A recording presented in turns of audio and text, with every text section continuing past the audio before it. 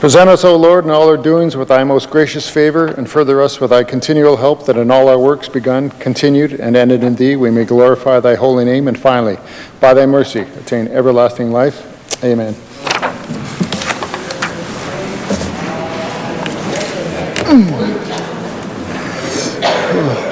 Introduction of guests. Recognize the member from Melfort. Here. Thank you, Mr. Speaker. To you and through you, it's with great pleasure that I can introduce some special guests who are with us today in your gallery, Mr. Speaker. Jenny Thorpe, I would just ask if you'd all wave as I introduce you.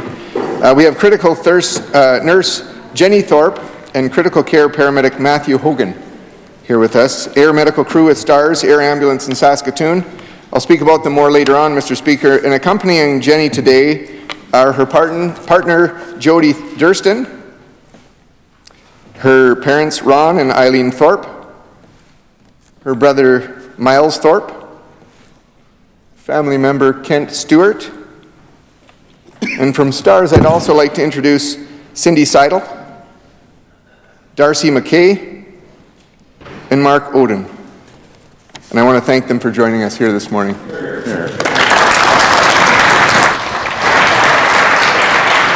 Recognize a member of Saskatoon Fairview.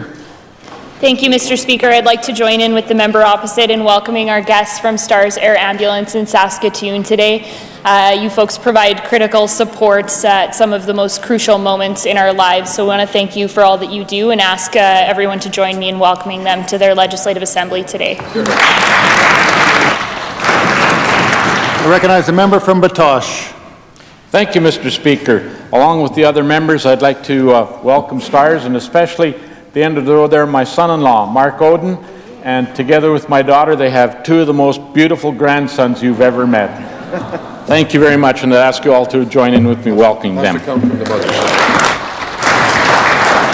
as the Minister of Rural and Remote Health. Thank you, Mr. Speaker. It's my pleasure to join in with my colleagues today to welcome these members from STARS.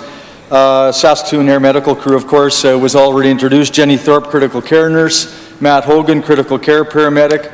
Jenny's parents and brother, Ron and Eileen Thorpe, and of course, Miles Thorpe, the brother. And from the STARS Saskatchewan office, Cindy Seidel, Director of Provincial Operations for Saskatchewan. Darcy McKay, Clinical Operations Manager for the Regina Base.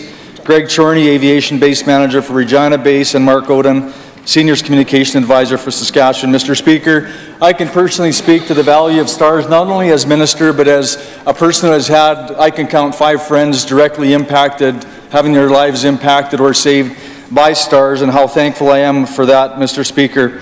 And often I'll be out in the morning running fairly early, and I'll see STARS 9 Regina flying out of town, and how proud I am to see that service in operation, to see them out doing their job. But then also, quite often the emotions change to a little bit of regret because they're out there for a reason and it's not to fly around. So, Mr. Speaker, I ask all members to join me in welcoming these valuable members of our communities, of our medical services in the province to their assembly. Recognize the Minister of Advanced Education. Thanks very much, Mr. Speaker. Over in the far gallery, we have a group of grade 11 and 12 students from Regina Christian School, which is in my constituency, from the Law 30 class. They're here with their teacher, Ms. Jennifer Kramer. I'm really looking forward to meeting with you guys later today. I think it'll probably be the highlight of my day, and so would you join me in welcoming them to their Legislative Assembly? Recognize the Minister of Government Relations. Thank you, Mr. Speaker. To you and through you, I would also like to congratulate Jenny Thorpe, who is a resident or has come from the constituency of Melville-Saltcoats, but also like to welcome to their Legislative Assembly her very proud parents, Ron and Eileen Thorpe, and her very proud new dad and brother, Miles Thorpe. So I'd like everyone to welcome them to their Legislative Assembly. Recognize the Minister of Social Services. Thank you, Mr. Speaker. I'd like to introduce some of the team that works with me up in social services. I have Abby Rutko up there, Kaylee Olenek, and Emma LaRue, who keep me on track up in my area. Yeah, and as my colleagues will attest, and as they will attest on or off the record, it is a massive job keeping me on track. So I'd like to welcome them to their Legislative Assembly. Thank you, Mr. Speaker. recognize the Minister of the Environment. Very much, Mr. Speaker. Mr. Speaker, I also want to take the opportunity to introduce a couple of people that work in my office that are seated in the West Gallery. Desiree Cambites is our new Senior Administrative Assistant. She joined us from WestJet just a couple of months ago, and it's great to have her. I also want to welcome Lauren Jelinski. And Mr. Speaker, Lauren has was my Senior Administrative Assistant. She took on a role as a ministerial assistant, and I'm sad to say that she's actually going to be leaving the building in the not too distant future. Mr. Speaker, she's going to be joining the private sector. We want to wish Lauren all the best. She's done a tremendous job, and Mr. Speaker, I want to ask all members to welcome them to their legislative assembly.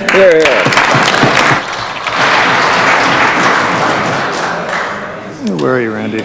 Sir, I recognize the member from Bigger Sask Valley. Thank you, Mr. Speaker. Not to be outdone by all my colleagues who've been introducing various members of STARS, I feel I need to introduce Cindy Seidel once again. She lives in Bigger. She's a registered nurse and obviously works with STARS. She's a very valuable member of STARS and a valuable member of our community and our parish in Bigger. So welcome to Cindy and the rest of the members from STARS.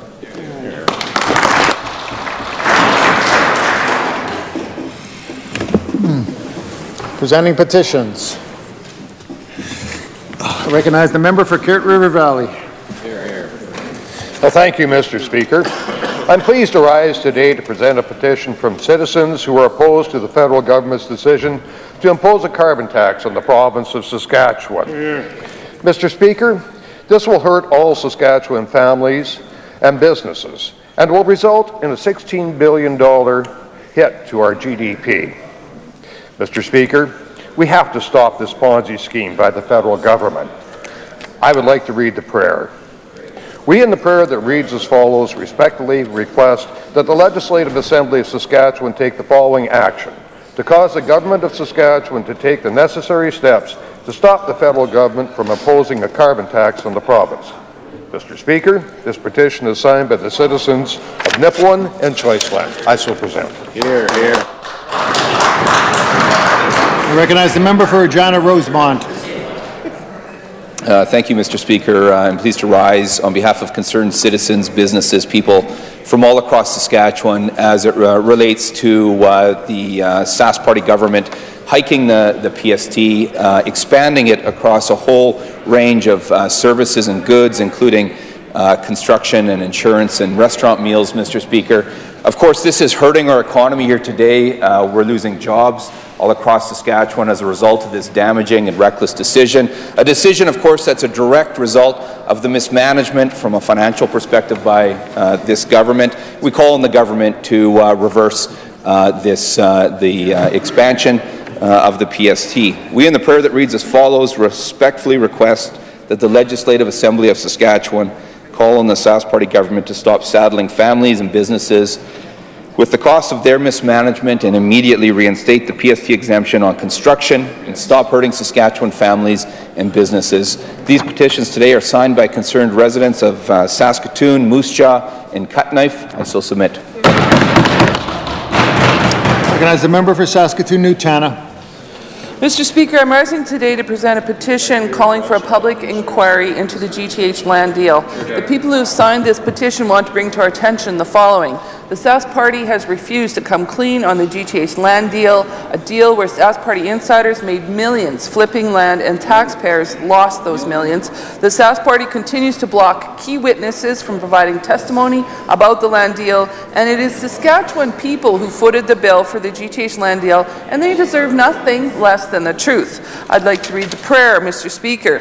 We in the prayer that reads as follows respectfully request that the Legislative Assembly of Saskatchewan call on the Sask Party to stop hiding behind partisan excuses and immediately call for a judicial inquiry and a forensic audit into the GTH land deal. Mr. Speaker, the individuals who signed this petition today come from the good city of Saskatoon and also North Battleford. I so present. I recognize the member for Saskatoon-Fairview. Thank you, Mr. Speaker. I'm pleased today to stand in my place and present a petition calling on the government to reinstate funding and support for spiritual care programs in this province's healthcare facilities. These citizens wish to bring to our attention that spiritual care helps patients and their families toward achieving holistic wellness, and that Saskatchewan will be the only province within Canada that does not fund this support for its citizens. I'd like to read the prayer. We, in the prayer that reads as follows, respectfully request that the Legislative Assembly of Saskatchewan reinstate funding and support for spiritual care programs in this province's healthcare facilities. This petition is signed by individuals from Saskatoon, Hague, and Haffer. I do so present. I recognize the member for Prince Albert Northcote. Thank you, Mr. Speaker. I'm proud to stand in my place today to present a petition calling for the restoration of the rental housing supplement. The individuals who signed this particular petition would like me to draw your attention to the following points. The rental housing supplement helps people living with disabilities and low-income families pay their rent. The Sask Party's elimination of the rental housing supplement hurts low-income families and people with disabilities.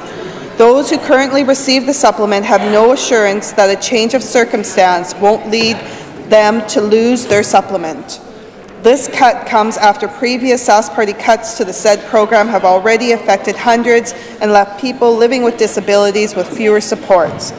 Rents remain unaffordably high for many since the cost of living has increased significantly in the last decade, while social services benefits have remained unchanged. I'll read the prayer. We, in the prayer that reads as follows, respectfully request that the Legislative Assembly of Saskatchewan call on the Sask Party government to immediately restore the Saskatchewan rental housing supplement. Mr. Speaker, the individuals who signed this petition come from the City of Saskatoon. I do so present.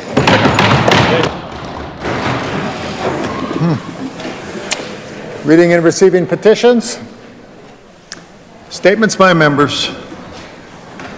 I recognize the member for Saskatoon Fairview. Thank you, Mr. Speaker. It's my pleasure to rise today to acknowledge Air, Army, Sea, and Navy League Cadets Recognition Day in Saskatchewan. This is a day where the people of Saskatchewan celebrate and salute the excellent contributions of the many cadets across the province. The cadet program is a free program for youth between the ages of 12 and 18. As a member of a cadet unit, youth can participate in a variety of challenging and rewarding activities while learning about citizenship, leadership, physical fitness, and the Sea, Army, and Air components of the Canadian Armed Forces. The cadet program has played an important role in thousands of young lives, including my own, Mr. Speaker. I learned many valuable traits and life skills as a young Air Cadet and later as an Army officer.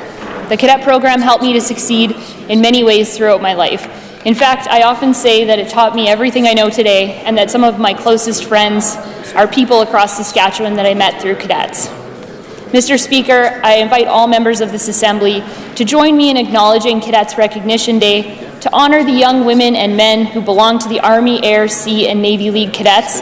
These young leaders are a testament to the integrity and character of our next generation. Thank you.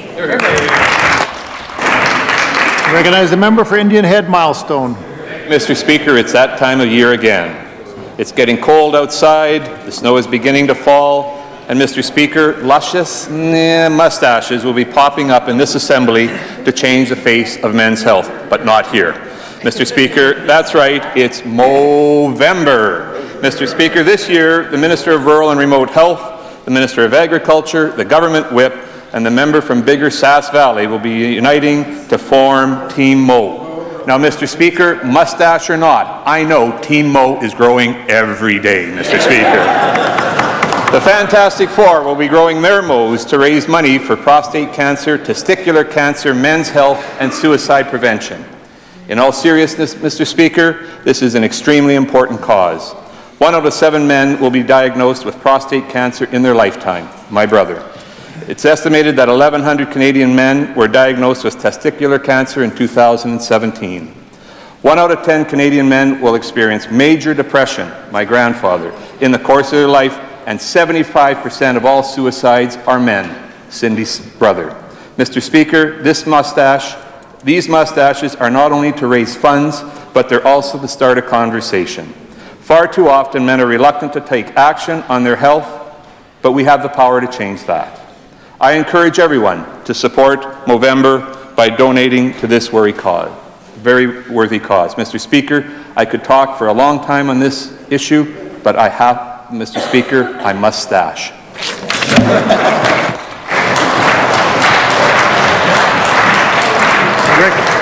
Recognize the member for Prince Albert Northcote. Thank you, Mr. Speaker. On October 20th, I was honoured to take part in the first ever Walk for Freedom held in Prince Albert, along with the member from Prince Albert Carleton. This walk is held every year around the world. Prince Albert was the only location in Saskatchewan to host the Walk for Freedom. The Walk for Freedom was created to bring attention to human trafficking. Human trafficking is the illegal trade of human beings. It includes the recruitment, control, and use of people for their bodies and for their labor. Through force, fraud, and coercion, people everywhere are being bought and sold against their will. In short, Mr. Speaker, it is slavery. Human trafficking involves physical, verbal, and sexual abuse, forced prostitution, and barbaric working conditions. Mr. Speaker, on October 20th, single-file lines of people in black walked throughout downtown Prince Albert with a message: slavery exists. Together we walked, holding signs and passing out flyers to reach the people in our city with the message of human trafficking. Thousands of people around the world held several similar marches in their communities. The organizers of the Prince Albert March believe that when we all show up locally, we have an impact globally.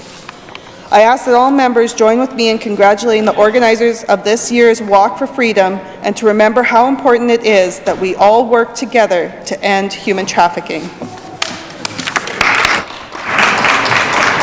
Recognize the member from Melfort. Thank you, Mr. Speaker. Last week, Flight Nurse Jenny Thorpe and Flight Paramedic Matt Hogan represented STARS Air Ambulance in Saskatoon at an international critical care skills competition held at the Air Medical Transport Conference in Phoenix, Arizona.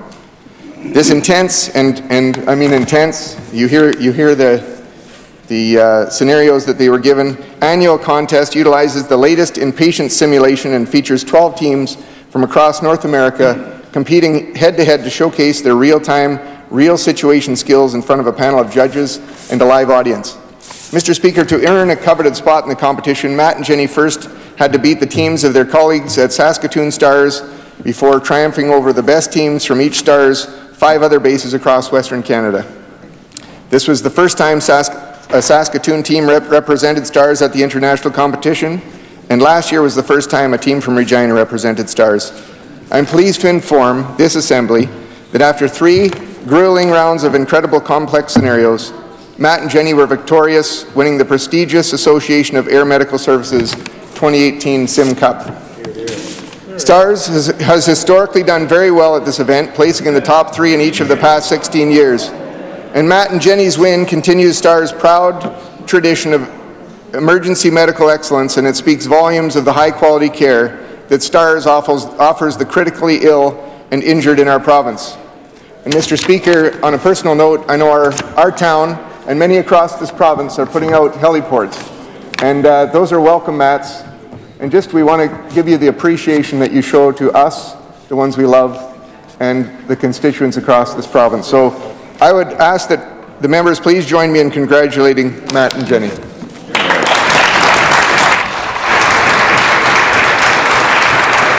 Recognize the member for Cypress Hills.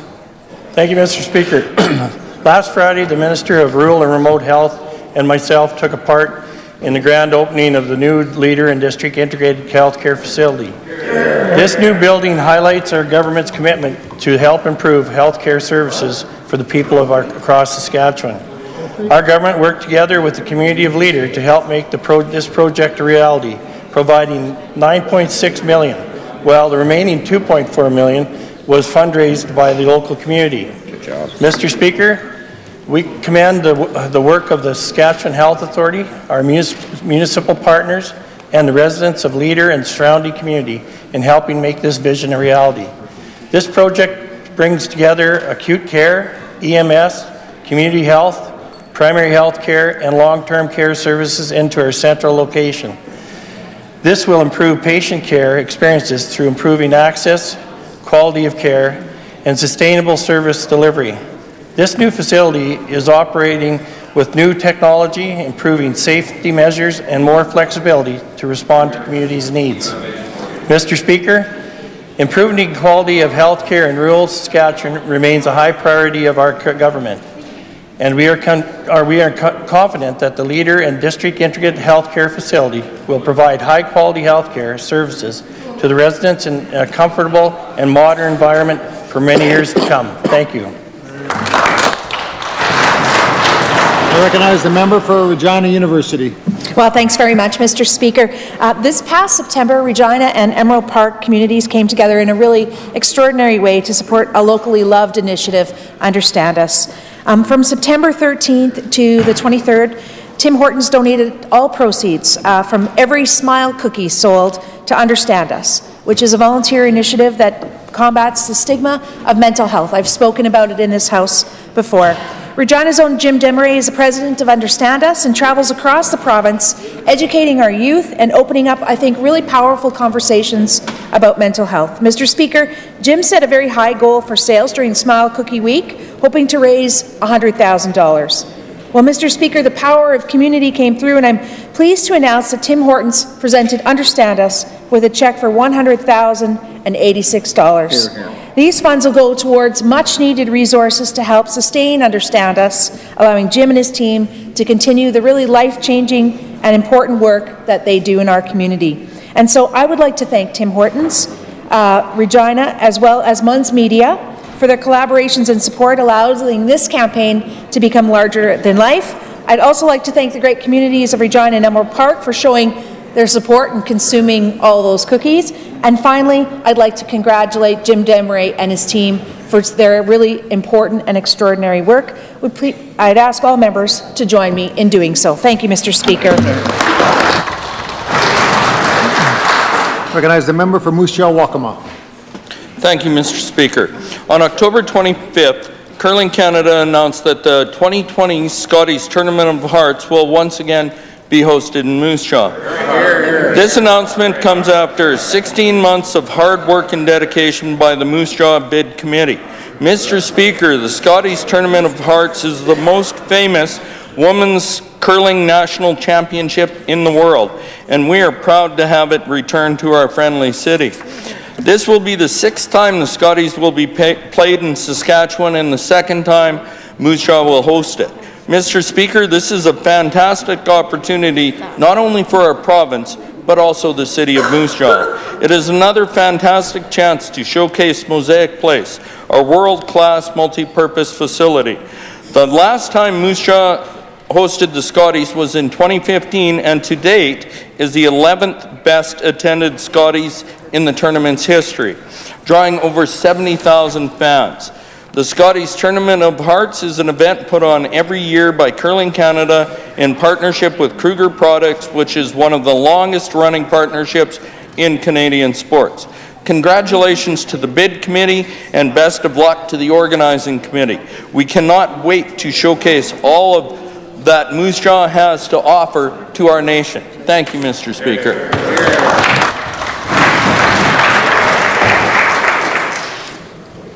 Question period. I recognize the Leader of the Opposition. Thank you, Mr. Speaker. As you know, yesterday was Halloween. I was happy to get back to Saskatoon in time to do some trick-or-treating with my sons, one of whom was dressed as a character from Lord of the Rings, the other as a baby elephant. They were really much more cute than they were scary. I, on the other hand, was dressed all day as the Leader of the Opposition. And apparently that was such a frightening costume that when I came knocking with questions, the Premier chose not to answer his door. With Halloween behind us, I'm sure he'll find his nerve and face us today. But what I'm concerned about is why he won't face the public. By delaying the provincial election to October of 2020, he's adding an unearned 6 months' time to his government's time in office and giving us a full 2.5 years of a Premier that the people of Saskatchewan didn't choose. The most reasonable time to have a provincial election would be in spring of 2020. This would avoid the conflict with the municipal elections that a 2-week window does nothing to correct. It would also allow Saskatchewan people to make a timely choice about the future of our province. Why, when Saskatchewan people are looking for a change, is he denying their chance to choose? What is he afraid of? I recognize the Premier.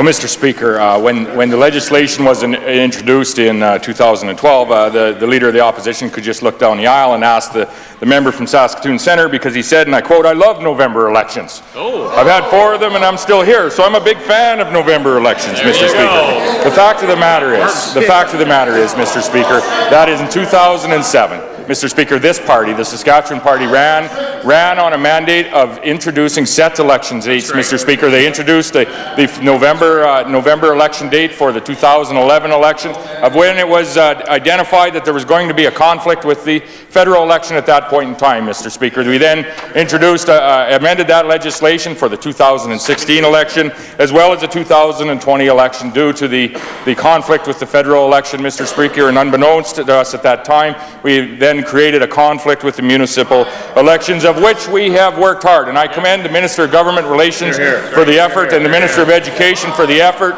with the SSBA, as well as our Saskatchewan Urban Municipalities Association and the Saskatchewan Rural Municipality Association, Mr. Speaker.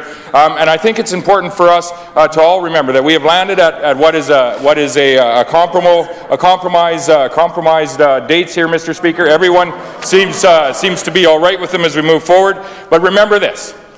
Since 2007, Mr. Speaker, all of the people in this room and across the province have known when the election date is, far out. In this case, about 2 years out from the election date, Mr. Speaker. Prior to 2007, under the members opposite, they had as little as 28 days' notice. Recognize the Leader of the Opposition.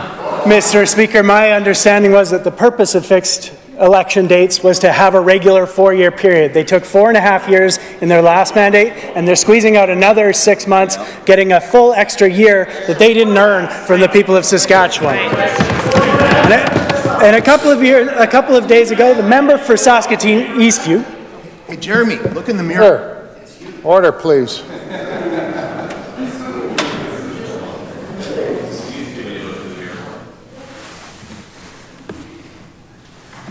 Recognize the Leader of the Opposition. Thank you, Mr. Speaker. As I said, this government is on track to squeeze an extra year in government that they didn't earn. A couple of days ago, the member for Saskatoon Eastview, in his response to the speech from the throne, gave a moving speech about moving on. His elegiac swan song made it clear that his mind is on Ottawa, not on representing the people who elected him to this assembly. Which begs the question, is this Premier satisfied to have members of his caucus who aren't fully committed to their work here? Will he continue to carry water for Andrew Scheer's Conservatives with Saskatchewan taxpayers footing the bill? Or will the Premier do the right thing and insist that the members for Regina Wallshakers and Saskatoon Eastview step down, allowing the people of their constituencies to select members who will work for them? Recognize the Premier.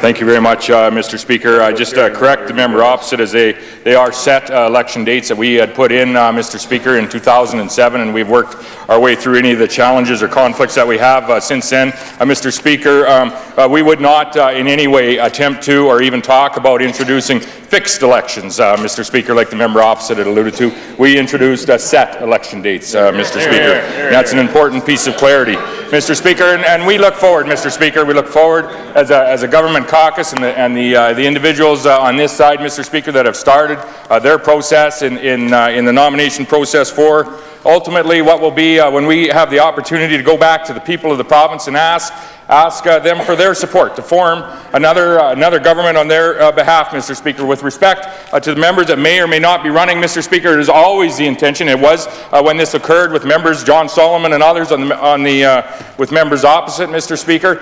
When members are not running in the next election, Mr. Speaker, it is always the expectation, and it is the case, I say today, with members on this side, whether they're moving on to other professions or whether they're retiring from politics to spend time with their family, Mr. Speaker, they continue to represent the constituents and their constituency as long as they're a member of this House, Mr. Speaker, and I commend each of them for doing that on behalf of the people that elected them to be here and speak on their behalf.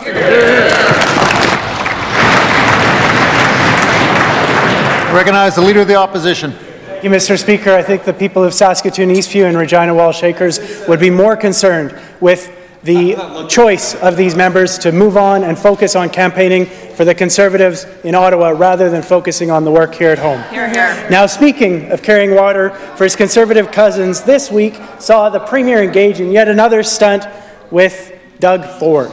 This is a routine that's starting to get pretty old.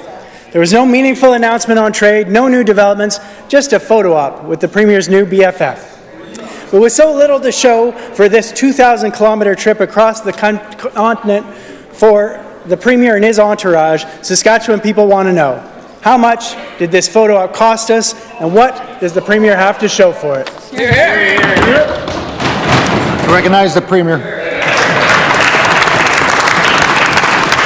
Mr. Speaker, with respect to serving in your current position as you are moving on to something else in your life, Mr. Speaker, the Leader of the Opposition can turn around and ask the member from Douglas Park or Lakeview, Mr. Speaker, if they continue to serve as school board trustees after they were nominated to run for the NDP provincially, Mr. Speaker. The question is identical, Mr. Speaker, and it should be asked. With respect to our trip, Mr. Speaker, our mission to Toronto, Mr. Speaker, a decision was made previous to a new Premier in Canada's largest province, Mr. Speaker, to go out and engage with the invitation was sent to engage with the Canada-India Business Council, Mr. Speaker, and to present at their annual Diwali Awards evening. Mr. Speaker, I graciously accepted that in advance of making connections, Mr. Speaker, and representing our province and our province's industries in our trade mission, Mr. Speaker, to India later this year, Mr. Speaker, as we will always advocate for fair and increased trade on behalf of the people in this province. Now, Mr. Speaker, we've heard fair questions in this Assembly here this week with respect to advanced education funding, with respect to our supports for mental health funding, Mr. Speaker. We've also heard questions with respect to election dates, Mr. Speaker. We've heard questions now with respect to trade, and I would put forward this with respect to election dates and trade, Mr. Speaker. The best trade the people of this province ever made was in 2007 when they traded in a tired old NDP government for a Saskatchewan Party government.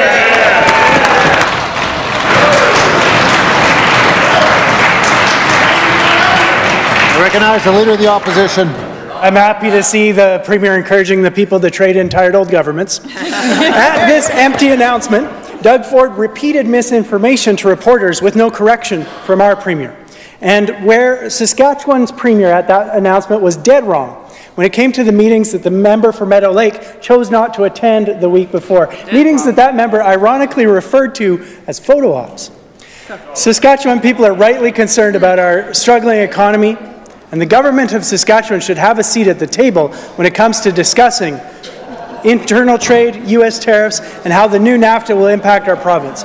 But instead of having a presence at that national meeting, Saskatchewan was a no-show. Right. Respected media organizations are reporting that the government was informed of that meeting on October the 5th, registered to attend the meeting on October 18th, and pulled out of the meeting on October 23rd. The Premier and the Trade Minister say they weren't. Only one of these statements can be true. Only one of these statements can be true. Now, is the Premier going to attack the credibility of the media the way that his friends Doug Ford and Andrew Scheer like to do, or will he just admit that it was a mistake to skip that meeting in favour of his own stunt? Hear, hear. Recognize the Minister of Trade. Well, Mr. Speaker, I'm not sure if the Leader of the Opposition even understands the internal lack of logic in that question, Mr. Speaker. On the one hand, he's criticizing the Premier for going to Toronto, asking for a costing to take part in incredibly important meetings with the Indo-Canadian community, also to sign a very important trade agreement with the Premier of Ontario. On the other hand, he's saying that I should have gone to Vancouver, expended the money to go for a meeting with no agenda, no decisions to be made, that was not even a real meeting of the Internal Trade Committee of the province, Mr. Speaker. I'm not sure if he understands the internal lack of logic in that question even, Mr. Speaker. What I would say with regard to internal trade, nobody in this country doubts this government's and this province's leadership on the internal trade file. We have led the way on the CFTA negotiations, Canada Free Trade Agreement, Mr. Speaker. 21 rounds of negotiation, which I can say as a minister I went to and sat through and led in many cases each one of those meetings, Mr. Speaker. We came to a relatively positive outcome on CFTA. The biggest holdback, in fact, Mr. Speaker, was the federal government, who took 30 exemptions in the context of that agreement. We are dead serious about this. They opposed that agreement, Mr. Speaker. Recognize the member for Regina Lakeview.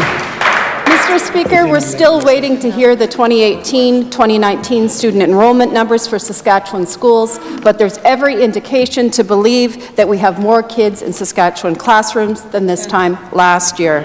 And we know for sure that we have more kids in our classrooms than we did in 2016, though there are millions of dollars missing from 2016 funding levels, leaving teachers to struggle to do more, again, with less.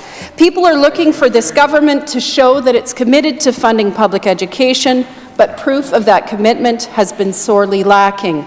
Will the minister commit today to a mid-year funding top-up to address the growing number of students who are still learning today with less support than kids had in 2016? Hear, hear. Recognize the Minister of Education. Sure. Mr. Speaker, here's the reality, Mr. Speaker. Enrollment in this province since 2007 is up about 12%. Funding, Mr. Speaker, from this province, from this government, is up 33% over that same period of time. Now, Mr. Speaker, the budget that gets presented in the spring, Mr. Speaker, is based on the enrollment projections that the school divisions give the ministry at that time, Mr. Speaker. So any increase in enrollment, which is projected over the year, Mr. Speaker, is taken into account when the budget is tabled in this House, Mr. Speaker. Now, those numbers, Mr. Speaker, are generally pretty accurate. And so this year, Mr. Speaker, though, over the course of the province, actually, in terms of the projections that have been given by school divisions, Mr. Speaker, that number's down about 840 people. So, and kids in the classroom, Mr. Speaker. So, at the end of the day, Mr. Speaker, the funding which is presented through the budget is based on the enrollment projections, Mr. Speaker. Now, we're going to continue to have a conversation on this side of the House, Mr. Speaker, with respect to education funding, Mr. Speaker, and we've talked about this in the House. We're going to continue our engagement with school boards, Mr. Speaker, and with teachers, Mr. Speaker, but there's no question about this government's commitment to funding public education. Hear, hear. Recognize the member for Regina Lakeview. Mr. Speaker, the minister knows very well that for years school boards have been asking for mid-year adjustments to actually address the number of kids in the school year that they find themselves in the classroom. And despite every indication from that minister, or there was hope held out that funding might be available this year, we heard nothing about it in the throne speech. We know that the number of students in our schools is up significantly since 2016, but this government has simply failed to restore the $70 million that has been cut from classrooms over the past 2 years. Now remember, this is a government that fires off a press release every time that population numbers go up. They clap and come to their feet every time we hear that numbers of students are up in the classrooms, but they fail year after year to actually provide supports for that growth in the classroom. Frankly, parents expect more from their government, and Mr. Speaker, our students certainly deserve better. So does the minister acknowledge that an investment in kids is an investment in our future, and will he agree today to provide that much-needed top-up to our kids' classrooms? Hear, hear. Hear, hear. I recognize the Minister of Education. Speaker, I'm not sure that the member heard my answer, Mr. Speaker.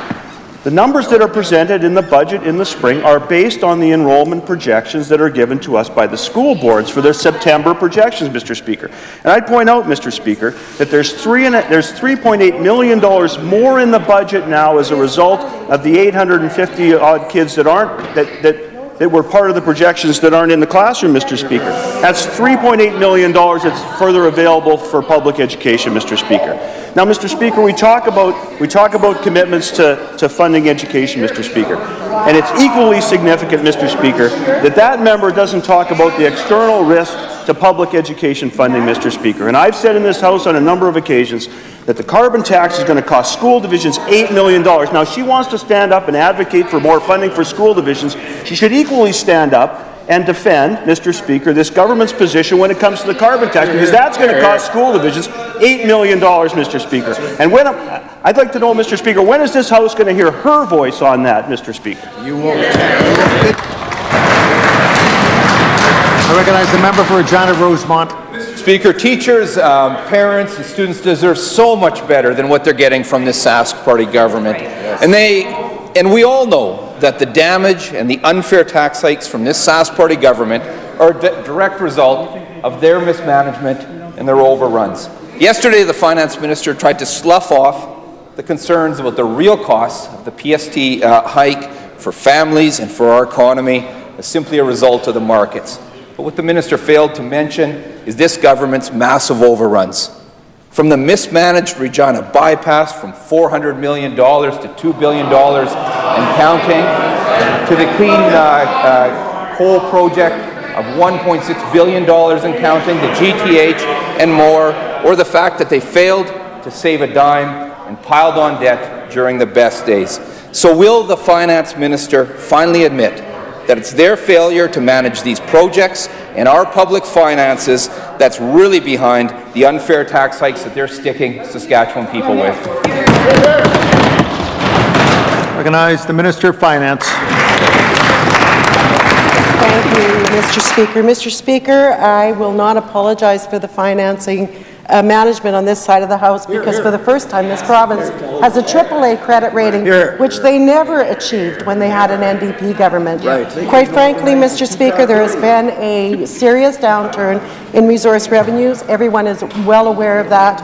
They're well aware of the challenging times that the oil industry is facing. It's also faced by their NDP cousins in Alberta. Maybe they should check with them and see how the impact is on their province. But, Mr. Speaker, I have an interesting quote to give them, and it was a budget brag quote.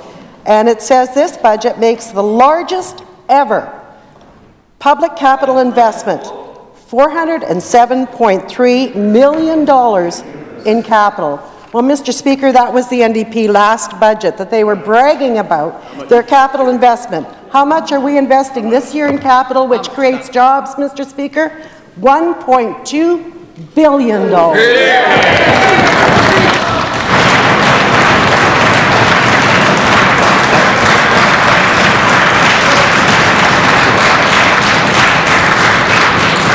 Recognize the member for Regina Rosemont. I think the minister might be mistaking that with the massive overrun, the biggest overrun in our history, and outsourcing that to a conglomerate from France, Mr. Speaker. The unfair PST tax hike isn't just bad for families, but it's bad for our economy. It's hurting jobs. And we've heard no admission from that minister, but nothing from the Premier about the damage that they're causing our already slow economy. The PST on construction labour is putting people out of work, forcing families, businesses, industry, and organizations to delay their investment in new builds, renovations, and expansions. Adding the PST to restaurant meals is driving down revenue, costing jobs, and hurting small businesses. And adding the PST to children's clothes is hurting small businesses and hurting families, driving up the already high cost of living. Will the Finance Minister admit that this decision to hike the PST on Saskatchewan families and businesses is hurting our already struggling economy, and will she reverse this decision? I recognize the Minister of Finance. Mr. Speaker, time and time again on this side of the House, we recognize there is an impact from any tax on the economy and the people of this province. And that's why we have reduced personal income tax an unprecedented amount in this province, and that's why families in this province are paying less income tax than they did over a decade ago under the NDP. Mr. Speaker, what our families are looking for, what construction industry is looking for, and I have a letter here from Merit Contractors, and they have 3 asks for this session, Mr. Speaker, and one of those is increased infrastructure spending. They want work. They want to be able to keep their workers working, and I just gave an example of the difference between the capital projects that happened in this province under an NDP compared to what is happening now. The difference is 3 times as much, Mr. Speaker. That is what our construction industry wants to see. They want to see construction happening, and this government has invested in capital projects year over year over year.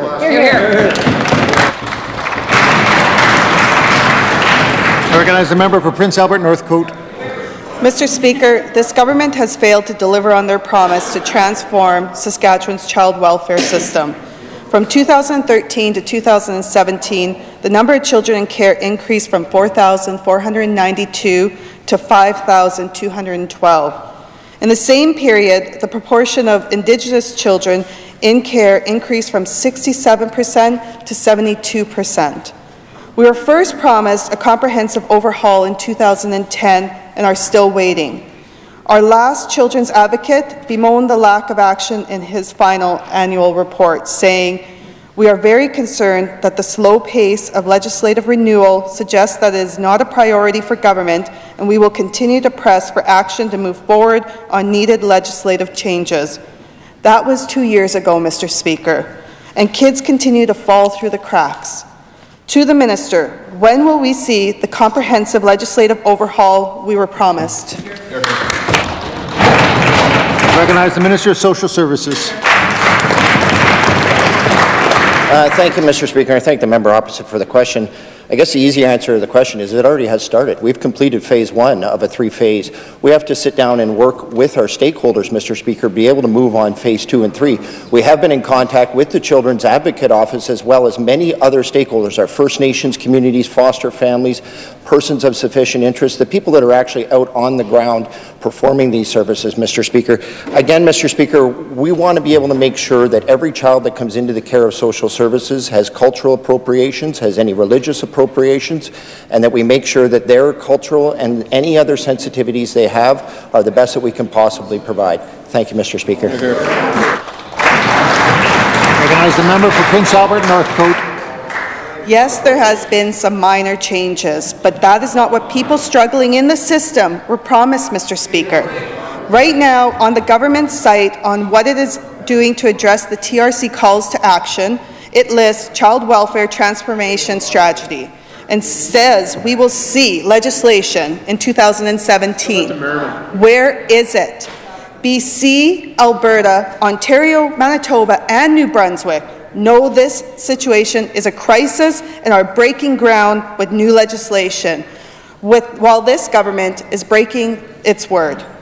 When will this government recognize our current system is crippling our next generation and they need to deliver on their promise of comprehensive child welfare reform? Recognize the Minister of Social Services. Thank you. Again, Mr. Speaker, I have answered the question.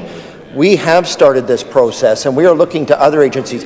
Is it the suggestion of the opposition that we should fast-track this, Mr. Speaker, that we should go through this at a very rushed process? We want to be able to make sure, Mr. Speaker, that this is done properly. Our children in our province are our most valuable resource, Mr. Speaker. I know they've asked the question. Maybe they might be interested in hearing the answer, Mr. Speaker. We take every child that comes into the care of social services.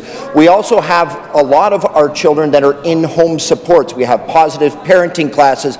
We have our Family Finders program, Mr. Speaker. We also have very intensive programs for PSIs. We're trying to keep them as connected to their family and to their culture and to their town as we possibly can. For them to say that we should fast-track this, Mr. Speaker, is just absolutely unbelievable, Mr. Speaker. We want to make sure that this process is done properly.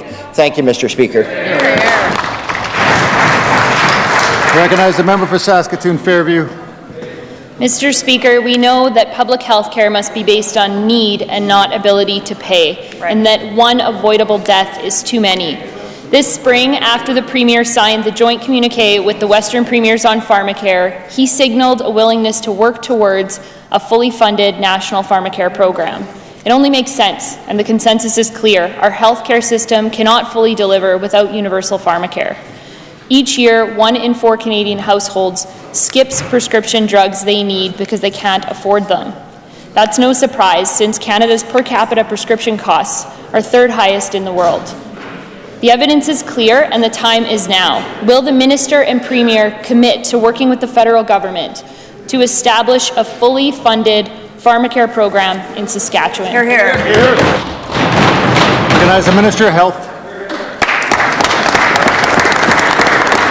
Thank you, Mr. Speaker. The short answer is yes, absolutely we will. The Minister of Rural and Remote Health and myself have already met with Dr. Eric Hoskins, who's heading up the review being done nationally, Mr. Speaker.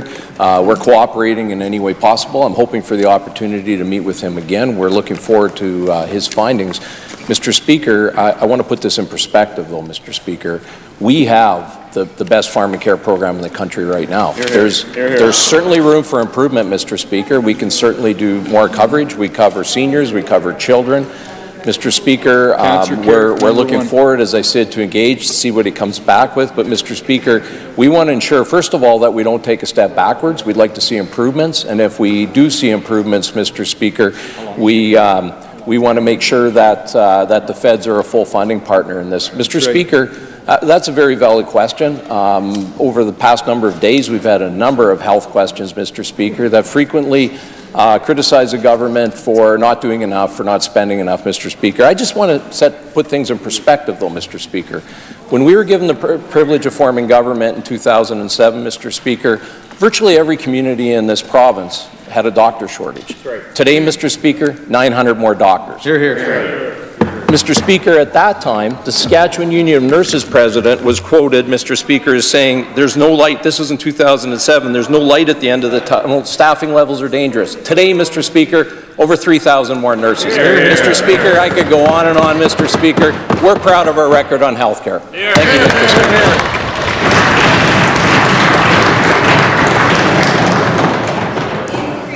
Ministerial statements.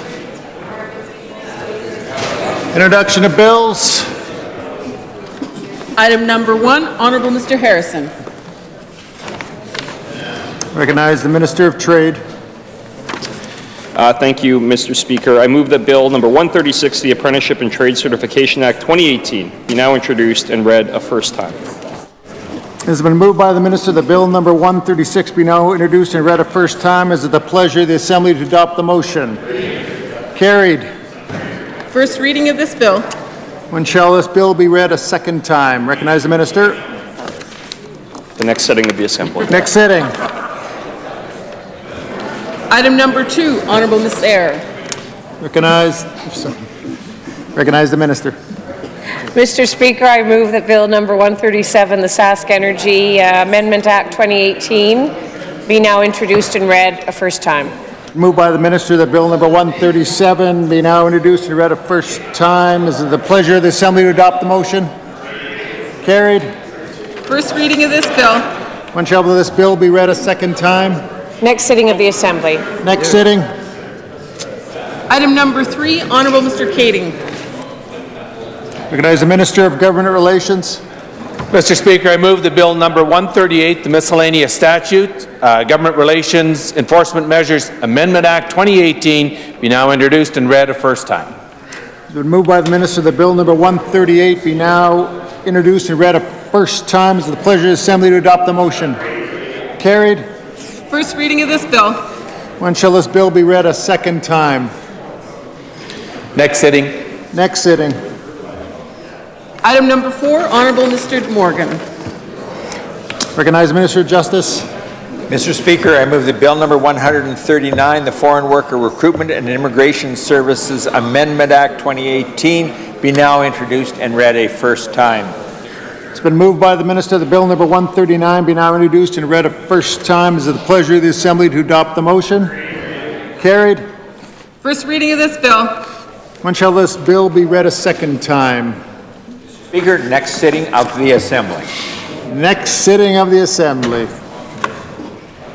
Item number 5, Honourable Mr. Merritt. Recognize the Minister of Agriculture. Mr. Speaker, I move that Bill number 140, the Animal Health Act, be now introduced and read a first time. It's been moved by the Minister that Bill number 140 be now introduced and read a first time. Is it the pleasure of the Assembly to adopt the motion? Carried. First reading of this bill. When shall this bill be read a second time? Next sitting of the Assembly. Next sitting.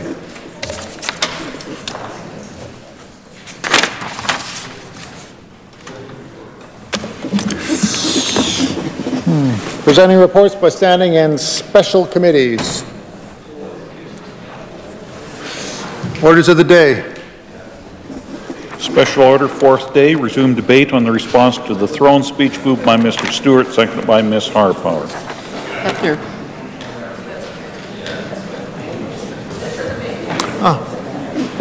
Recognize the Leader of the Opposition. Thank you, Mr. Speaker. Mr. Speaker, today's my opportunity to respond to the speech from the throne, and I'm sure the members opposite are on the edge of their seat to know what I thought of it. Spoiler alert, not a big fan. But I do want to talk a little bit, before I get into my comments on the throne speech, I do want to offer some thanks to some people who are very important in my life. First of all, to my wife, Marlene, who has recently finished a mat leave, as our son Gus is now just a little over a year, so she's returned to her pediatric practice, is working in refugee care in Saskatoon, and is working in the north, in Isle of Cross and Stony Rapids and La Loche. Happy to see her back in that work. It's great to be able to chat with her about what she's seeing with her patients, and just very proud of the work she does. Of course, proud of our boys as well. Abraham's now in grade 2 at l'École Canadienne Française in Saskatoon, l'École Canadienne Française, and Gus is walking and trying to talk and pretty cute to hang out with. Also want to extend thanks to our caucus staff. Olin Valby, our Chief of Staff, and the rest of the crew do an incredible amount of work to make us look like an effective opposition. Hopefully we pull it off once in a while. And of course to my constituency assistant, Jasmine Liska, in Saskatoon-Meewasin.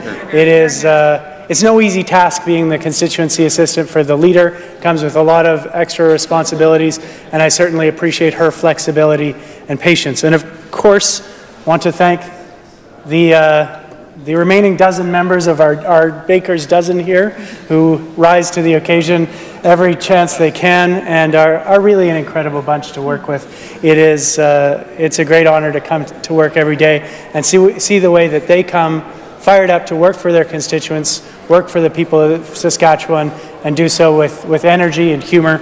And I'm pretty lucky to get to spend so much time with them. I got you, Chief. I also want to say a thank you and introduce someone who was a bit of a surprise to hear from just the other day. In your gallery, Mr. Speaker, is Sister Claudette Lemire. And I know members from the Sask Party will get a little bit scared when they hear sister. Don't worry, it's not the nuns from the GTH. Sister Claudette was my teacher in grade 3 and 4 at Kildare School. And it's been over 30 years since we've seen each other. And it was quite a great surprise to get an email from her the other day saying that she was going to be in the country. She now lives in France. She's retired to Lyon in France, and got in touch and said that she was going to come and visit.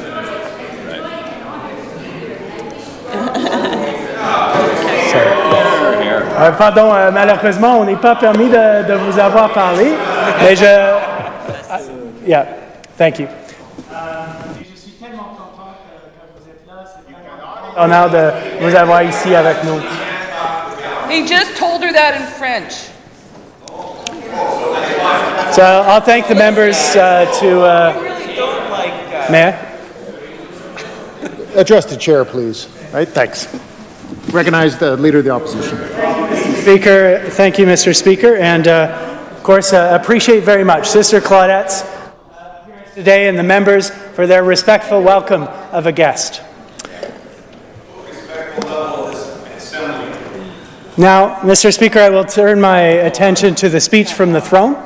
The speech from the throne, which we've taken to referring to as the glass noodle speech, because it's long, thin, and transparent, and not a whole lot of substance to it, not a whole lot of nutrition. In fact, it's a speech without many redeeming features, although I will mention at least two during this speech, two redeeming features.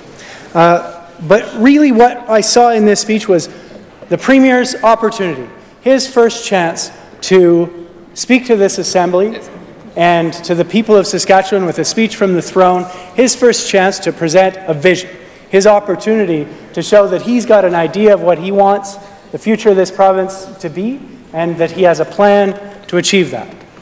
Unfortunately, he chose to do something else. He chose to present a document that was light on vision, light on ideas, and really gave us no sense of where he wants the province to go, and certainly no sense of his plans to achieve it. Now, I did want to say there are a couple of redeeming features, and one such feature is the story that was shared in the beginning. There's a story of the Williams family after the passing of Mr. Williams near Milestone, and the way that the community came together. I think we all saw that image of the V formation of combines, and that was really touching. It was really touching and such a great example of the way that Saskatchewan people come together. When one of us is in trouble, when a neighbor is in trouble, when a friend is in trouble, it is so much a part of our culture, our tradition, and our values to step up and help people out. And it reminded me, and I'm sure it reminded everyone here, of stories of their own growing up and their own experience being helped or helping out a neighbor. It made me think of a story from my childhood when I was coming home from a hockey practice. Being a kid in small-town Saskatchewan, I played hockey very badly and not for very long, but I did do so. And one night we were coming home. It was not that late, but dark out, as happens in the winter here, and a blizzard came up. And I was with my mom and my two older brothers.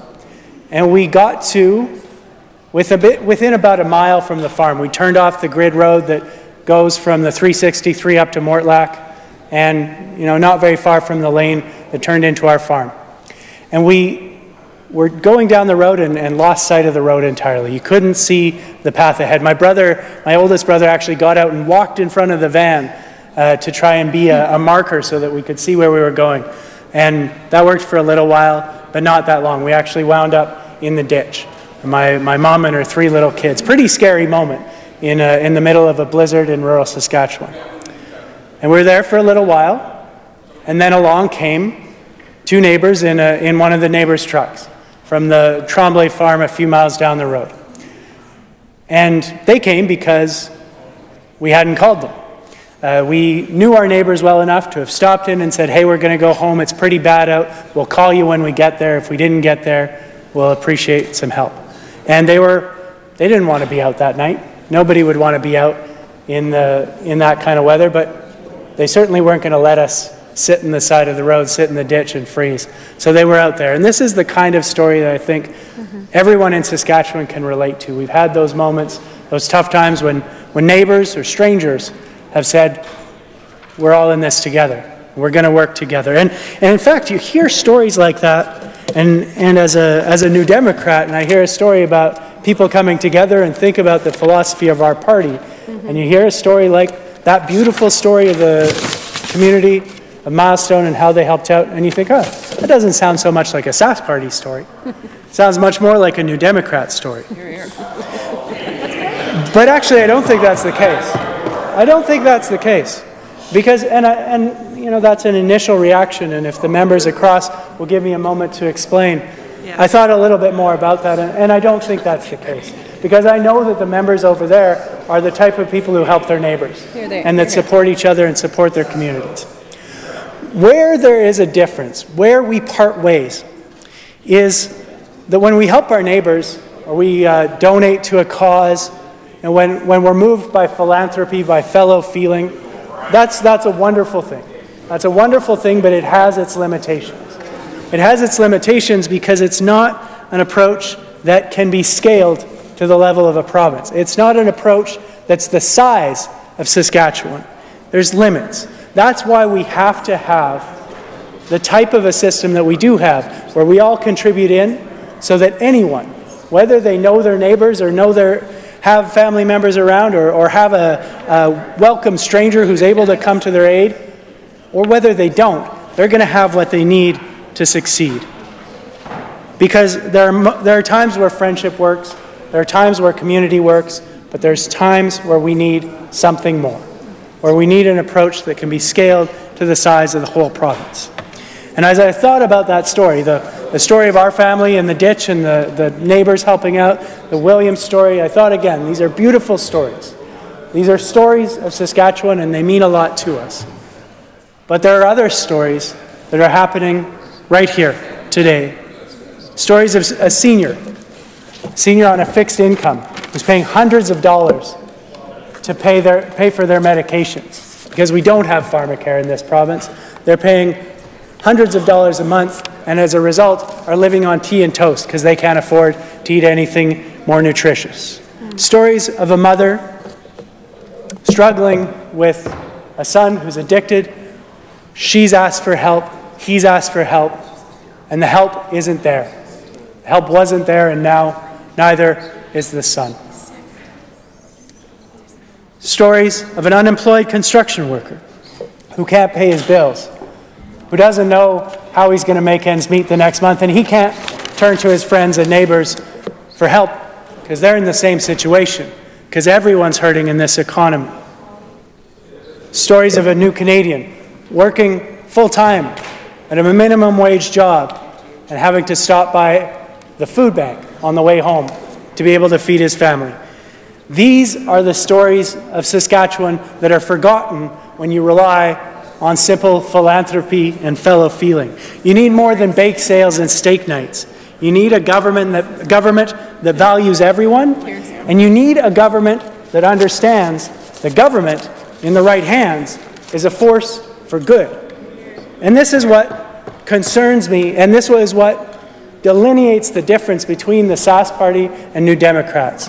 There was an offhand comment the other day by the Premier. He said that ideally we would have no taxes at all. And I understand that's an offhand comment. It was something that the member for Meadow Lake got up moments later or a few days later and said that was a silly remark, and rightly so. It was a silly comment. But it's a silly comment that reveals an underlying philosophy that demonstrates a lack of understanding, a skepticism, and even an antipathy to the work of government, to the very role that the people on the other side have been elected to play. Mm-hmm. And that reveals itself in the decisions that have been made by this government. Decisions to pursue a plan of austerity. Austerity where they've cut healthcare services, where they've cut education, where they've cut services for the most vulnerable people in the province.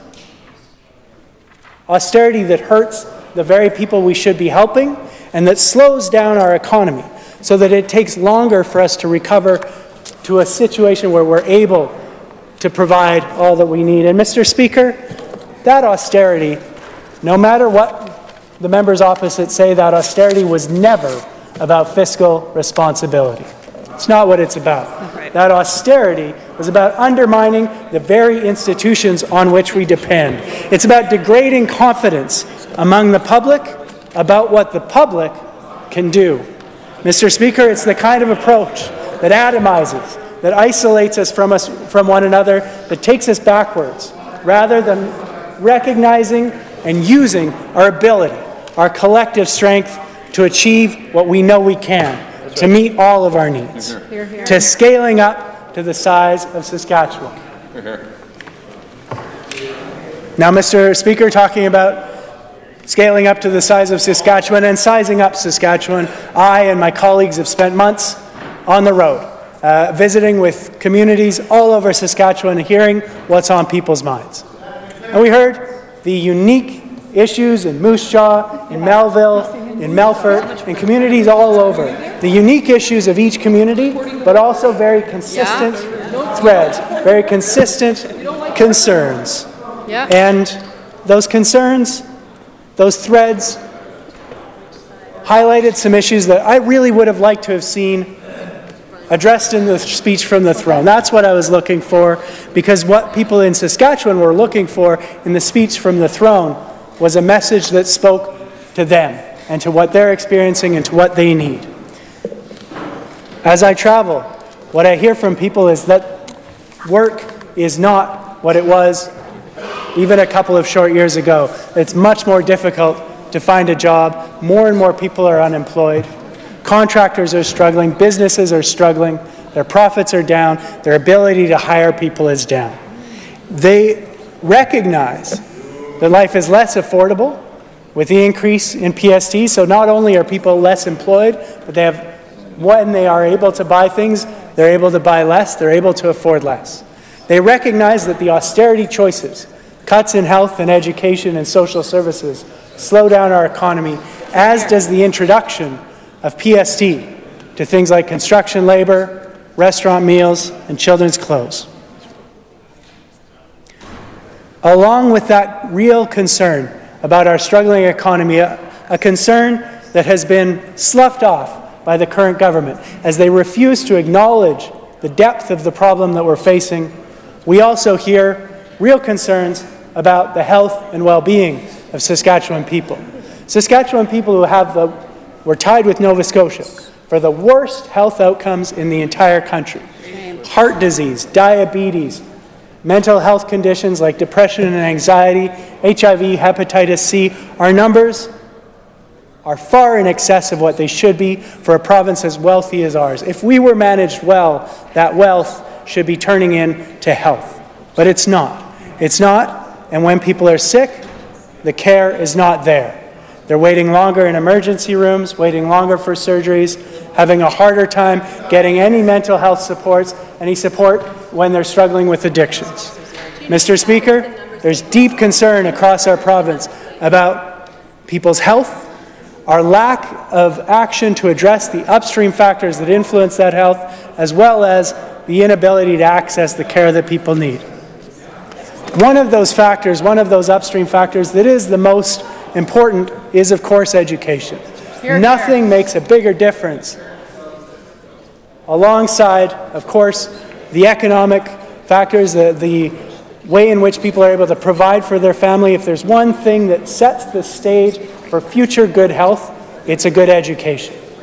And in this province, we've seen a reduction in our spending on education at a time when we're seeing an increase in the number of students. We've got 5,000 more students than we did 2 years ago, and over $70 million less being invested in our education system than at that time.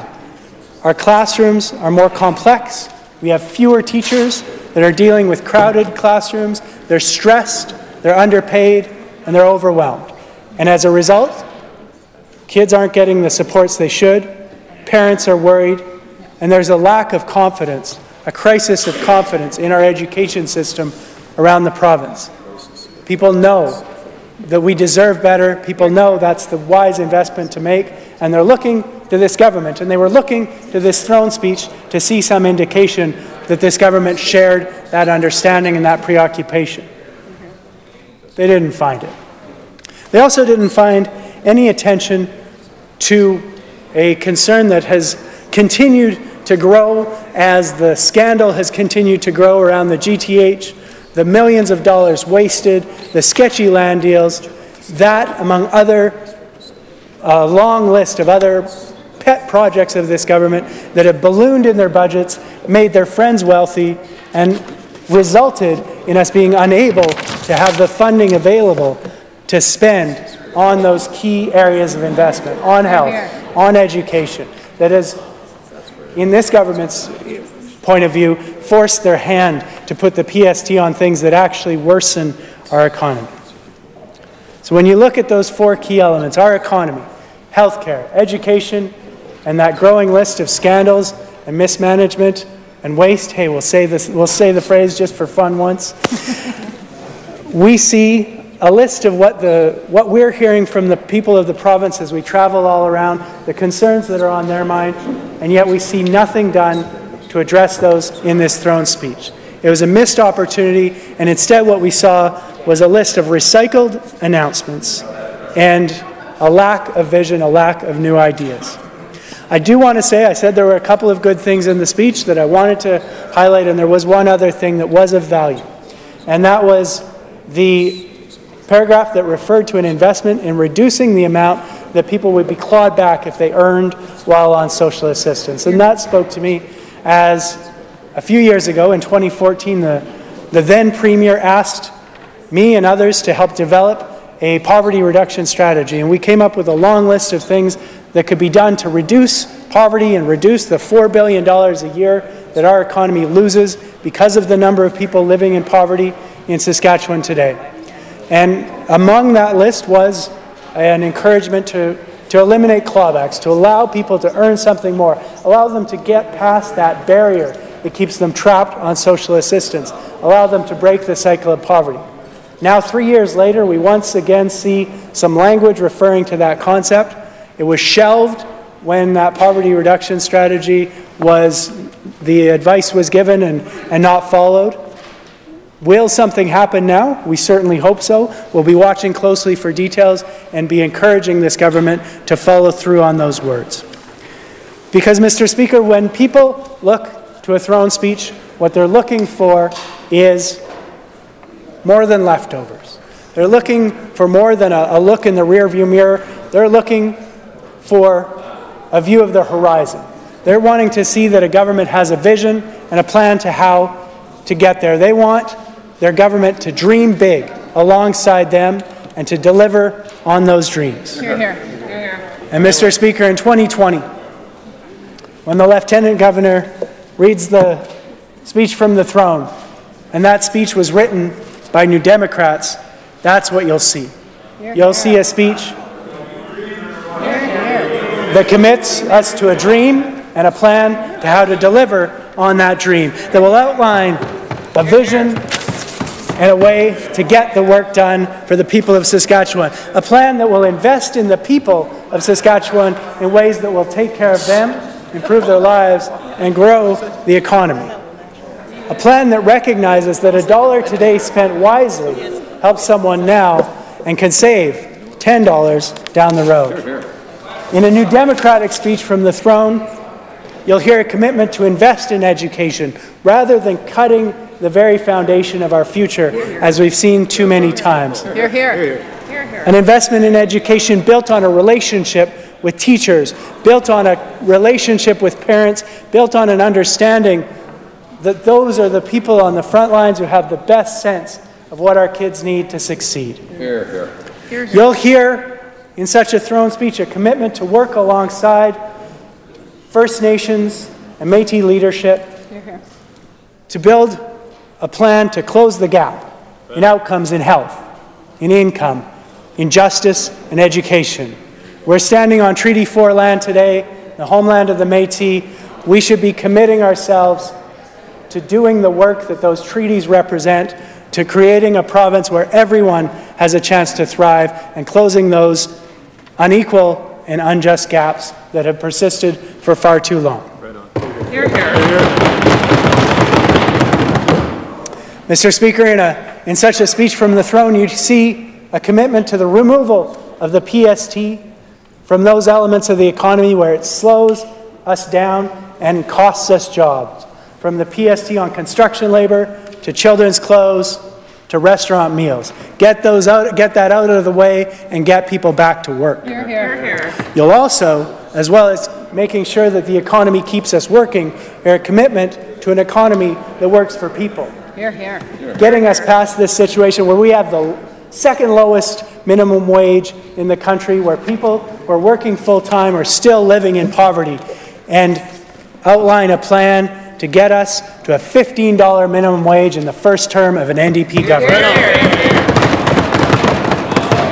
You'll hear a commitment to move beyond the situation that we see in far too many homes today, where people are having to make a decision between whether they'll pay the rent, pay for groceries, or pay for the medications that they need to stay healthy. With continued advocacy for a fully funded pharmacare plan nationally, and if there isn't the political will at the federal level, for the leadership right here in Saskatchewan to move beyond a piecemeal coverage to coverage that saves money and saves lives and saves even more money down the road as you've taken care of people before they're sick. Hear, hear. Hear, hear. And you'll hear a commitment to addressing mental health, a commitment to addressing a part of our health system that has been neglected for far too long. Addiction services that are inaccessible and inadequate, supports for people with depression, with anxiety, with other mental health services that are out of reach and nowhere near adequate to deal with the struggles that people are facing today. You'll see a commitment to universally accessible, high-quality mental health care here in this province. Hear, hear. And you would also hear The ideas, the vision of a party that understands that the choices that we make today around energy and around carbon emissions affect us now and have a long-term effect on the next generation and generations to come. You'd hear a commitment to get rid of the barrier that so many face, people who would like to transition to renewable energy in their own home, in their businesses, on their farms. Helping them get past that barrier with financial support in a way that creates thousands of new jobs, that transitions us to clean energy and energy efficiency, and this is exciting to me, reduces our power bills, makes life more affordable at the same time as we can get more renewable with Renew Saskatchewan. A vision of Renew Saskatchewan to move us along and have us be leaders instead of what we have been for a decade, which is laggards and an embarrassment when we discuss this issue at a national and international level.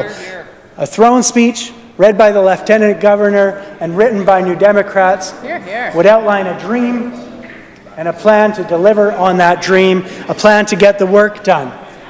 This year's speech from the throne failed to give either, Mr. Speaker, and that's why I will proudly stand alongside my colleagues and vote no to this year's motion, to this year's speech from the throne.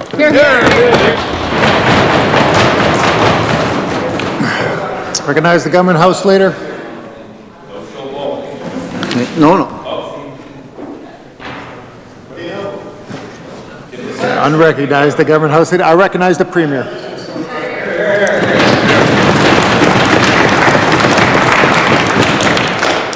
My apologies, Mr. Speaker, as I arrived in what seems to be a nick of time. Mr. Speaker, I do want to thank you for the recognition. I want to enter a few comments with respect to the speech from the throne that was delivered last week. The first speech from the throne under myself as the Premier of the province, under what is the new Leader of the Opposition here in the province, and as well a new Lieutenant Governor here in the province of Saskatchewan, Mr. Speaker. So there's been a significant amount of change within our political system here in Saskatchewan, Mr. Speaker, and I must say this, and I won't speak on behalf of the others, but it has been a true honor over the course of the past number of months to engage with people across the province, to engage with people on both sides of this House, but most particularly to engage with the caucus, the governing caucus of the province of Saskatchewan. Mr. Speaker, I truly believe we have the strongest caucus in the nation of Canada, Mr. Speaker. They have input on the direction of this government on behalf of the people they represent and on behalf of all of the people of the Saskatchewan, Mr. Speaker, and I am ever so proud to show up and work alongside them each and every day. Mr. Speaker, maybe just a couple of quick comments before I get into the content from the speech from the throne. Mr. Speaker, first of all, is a thanks to my constituency assistant that serves in our constituency office in Rosthern and Shellbrook. Mr. Speaker, I want to thank Miss Sally Fitch for all that she does. As I always say, she's the eyes and ears and thankfully the face of our constituency office back in Shellbrook and in the communities across the constituency, Mr. Speaker. And I would also just note that it's Sally and myself and the community suffered some loss here in the last number of weeks with the sudden passing of Sally's husband, Alan Fitch, Mr. Speaker, a bookie, as we all knew him. It was a good friend of mine and Sally's husband and a friend of so many in the community that he passed far too soon, Mr. Speaker, and he'll be truly missed by the community of Shellbrook, and I know his children, his grandchildren, and all of his family. Mr. Speaker, it was a sad day for sure, but one I think that when we all realize just how much we value the people in our lives. You form friends throughout your lifetime in the careers that you choose and the education that you're fortunate enough to participate in, Mr. Speaker. You form lifelong friends, and they're very valuable, and when you lose one of those individuals, I think it's just incumbent on all of us to not take for granted the people that are in our life so close, Mr. Speaker. I also just want to thank in my office Rhonda and Lana that, thankfully deal with me coming in there each and every day, which is not an easy task. I'm not at home as much as I once was, so Sally is off the hook. I don't walk into that office as much, Rhonda and Lana get to deal with me each and every morning, Mr. Speaker, and I want to thank them for ensuring that I get to the right spot with the right materials at least most of the time, and what we think is all the time, but we do get there at least most of the time. And as well, just thank everyone that is employed in this building, Mr. Speaker, on both sides of the House, in our caucus offices, the ministry offices, Mr. Speaker, for everything they do, as they as well work on behalf of the people across the province and ensure that this place runs smoothly. Mr. Speaker, people in your office ensure that that everything runs the way it should. Mr. Speaker, as a government always has, and as it should into the future. Last but not least, my wife and kids. Mr. Speaker, my wife Krista, I'm so thankful for everything she does. In particular, over the past year, when we get these what might be a little bit out there ideas that maybe you want to put your name in for a run to be the leader of a party or possibly the Premier of the province, and she's been my best friend for over 20. Well, we've been married for over 25 years. She's been my best friend even longer than that, Mr. Speaker, and I'm so very fortunate for everything she does. And I always say, all of us in this Assembly, we don't serve alone. We serve with the support and love of our family. And I want to thank mine, Mr. Speaker, my wife Kristen, my children Carter and Taryn.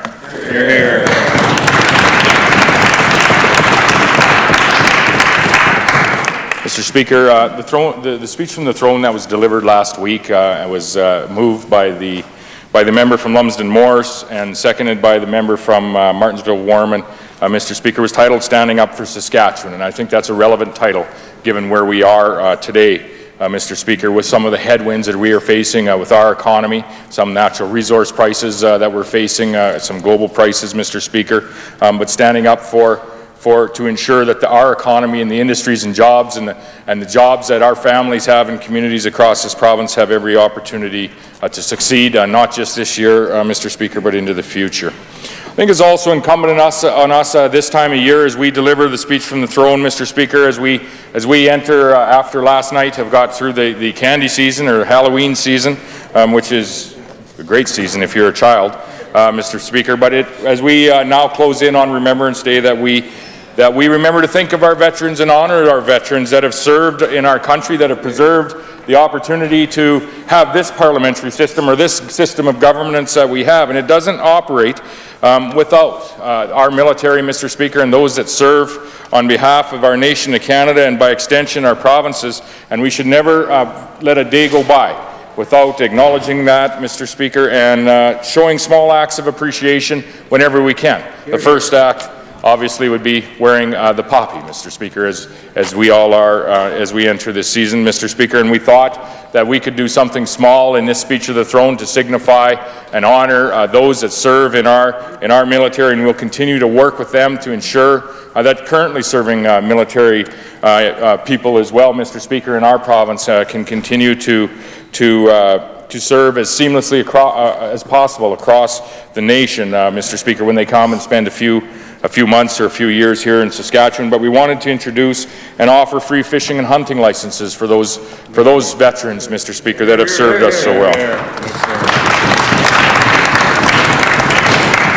We changed some of the exemptions around their first-time registered vehicle inspections, understanding that families may move here from time to time with 2 or 3 vehicles, Mr. Speaker, and the expense is just an unnecessary one in many times. It was requested by the individuals that are serving here, Mr. Speaker, and we want to work with them to ensure that as they serve us, Mr. Speaker, as Canadians across Canada, that we aren't imposing costs on them that may be unnecessary.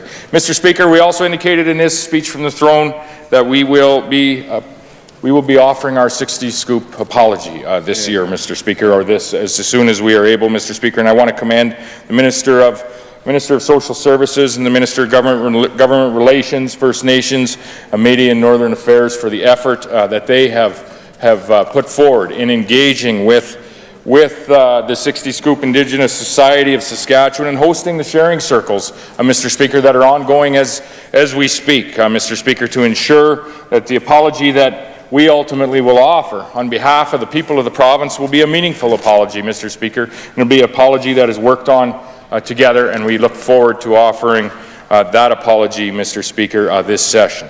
Mr. Speaker, we brought in Clare's Law, Mr. Speaker, a law that was first introduced in the United Kingdom and was named in honour of Clare Wood, Mr. Speaker, a woman that was murdered by her partner and a woman that was unaware of his violent past. Mr. Speaker, what this legislation does is it allows the police services to disclose relevant information about someone's violent past, Mr. Speaker, thus the name. And Mr. Speaker, Saskatchewan will be the first province in Canada to introduce Clare's Law. Hear, hear, hear.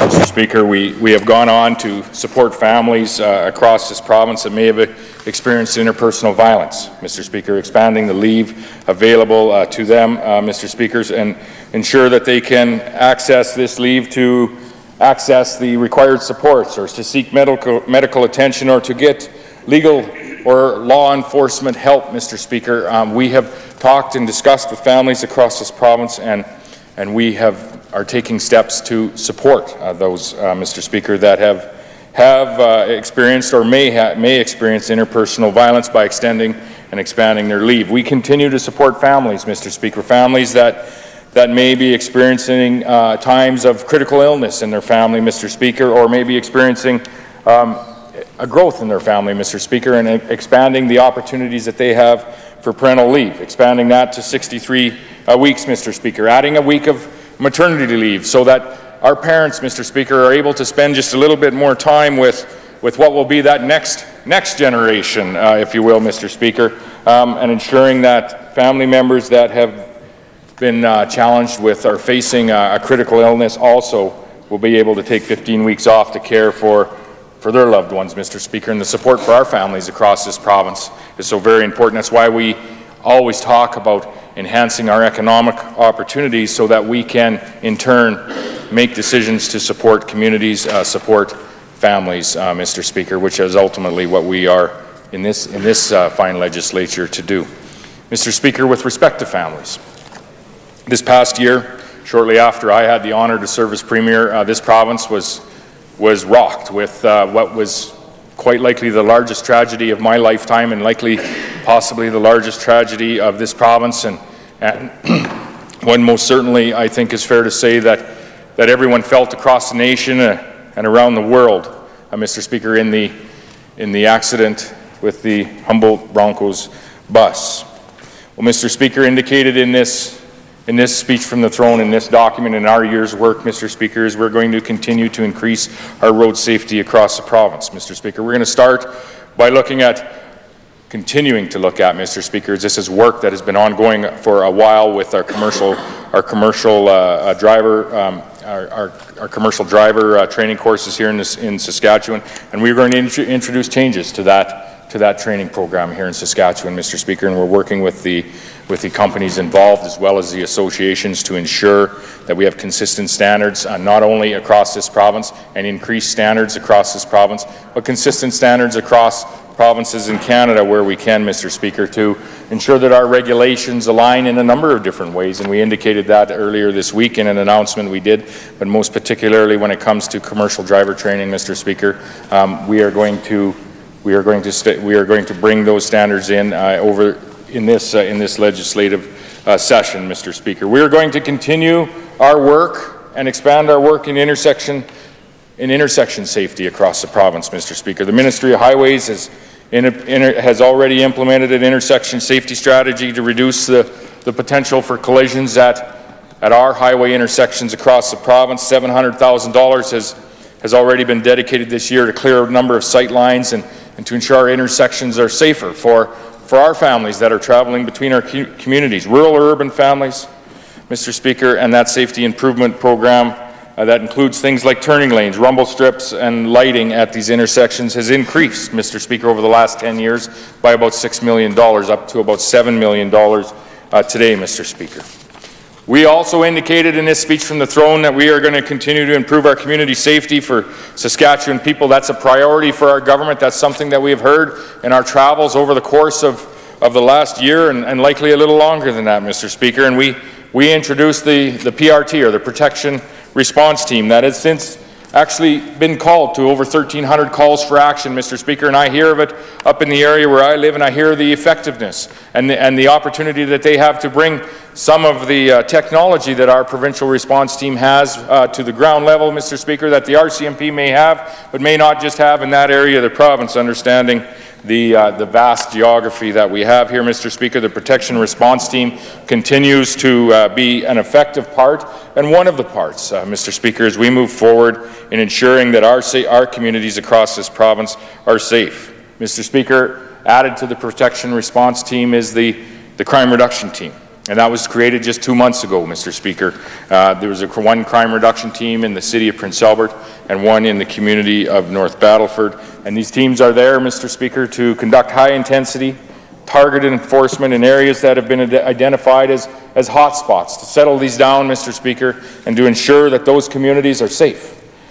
Since September 1st, when this CRT team, or crime reduction team, was established, they have already made 172 arrests, Mr. Speaker, 123 traffic stops, 122 charges, Mr. Speaker, and they'll continue to be part of enforcing the laws that we have here in the province. Mr. Speaker, we have heard much about trespassing legislation here in the province over the course of the last year and a little bit, as well as we talk about some of the increased crime, not just in Saskatchewan, but across Western Canada.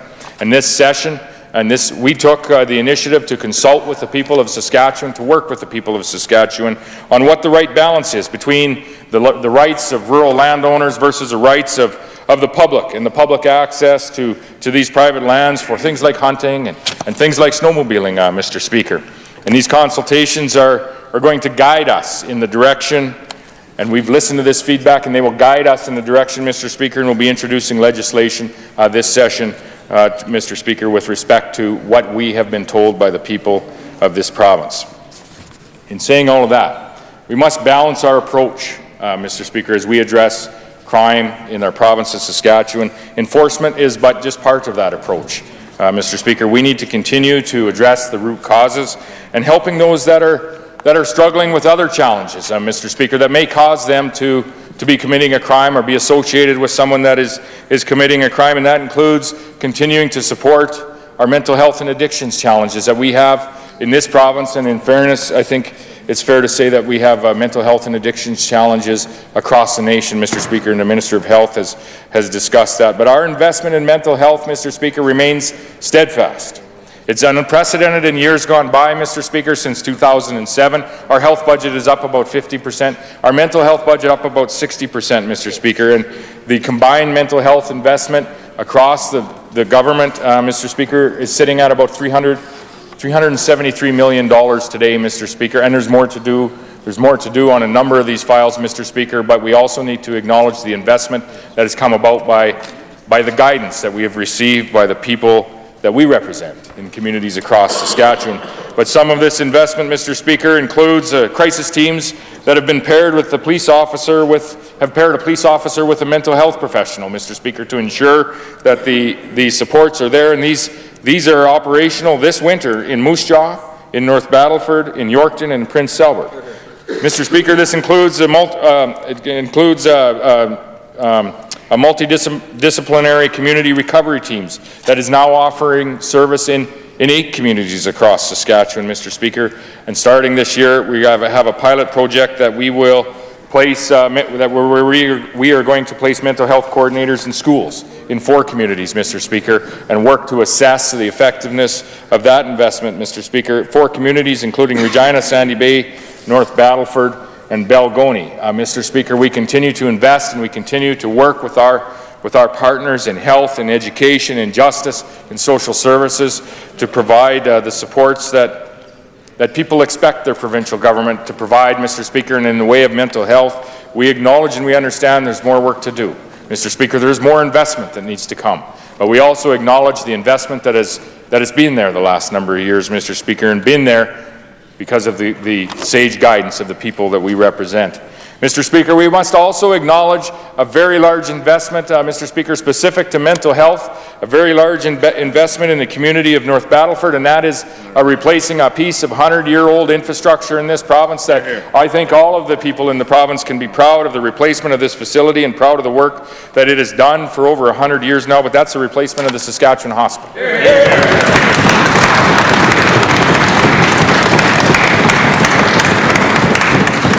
We're going to open that hospital this year, Mr. Speaker. It's a state-of-the-art facility, and it will be one of the most innovative mental health treatment centres in the nation of Canada, right here in North Battleford, Saskatchewan. It's light, it's bright, it's going to be open, Mr. Speaker, and it'll have many home-like spaces throughout. Spaces for therapy, spaces for recreation, spaces for families to come and meet and visit, as well as private rooms for patients, Mr. Speaker. And our government is working as we transition to this new state-of-the-art facility, Mr. Speaker. Our government is working to further improve the services, to promote recovery, and to improve the outcomes of the people that are in this facility, Mr. Speaker, and to improve the outcomes of those that are facing the most serious mental health challenges in their life, Mr. Speaker. And we are here to support that, Mr. Speaker, with the delivery of care in that new and innovative facility, Mr. Speaker, the first of its kind in the nation of Canada, and it's an investment that we are proud of, Mr. Speaker. We are proud to make that investment on behalf of all of the people in this province. We are improving the quality of life in Saskatchewan, in this great province, with important infrastructure investments like that facility, but many other facilities, Mr. Speaker, as well, and many other investments that the people of this province have asked for safety, have asked for services, and we continue to invest in those services and in the infrastructure that provides them. In education, in health care, providing safe highways across the province, Mr. Speaker. So in addition to that facility in North Battleford, we now have thousands of kids that went to school this fall in one of 18 new joint use facilities that were opened just this past year, Mr. Speaker. Thousands of children in those schools, new schools, addressing the expanded number of kids in the province.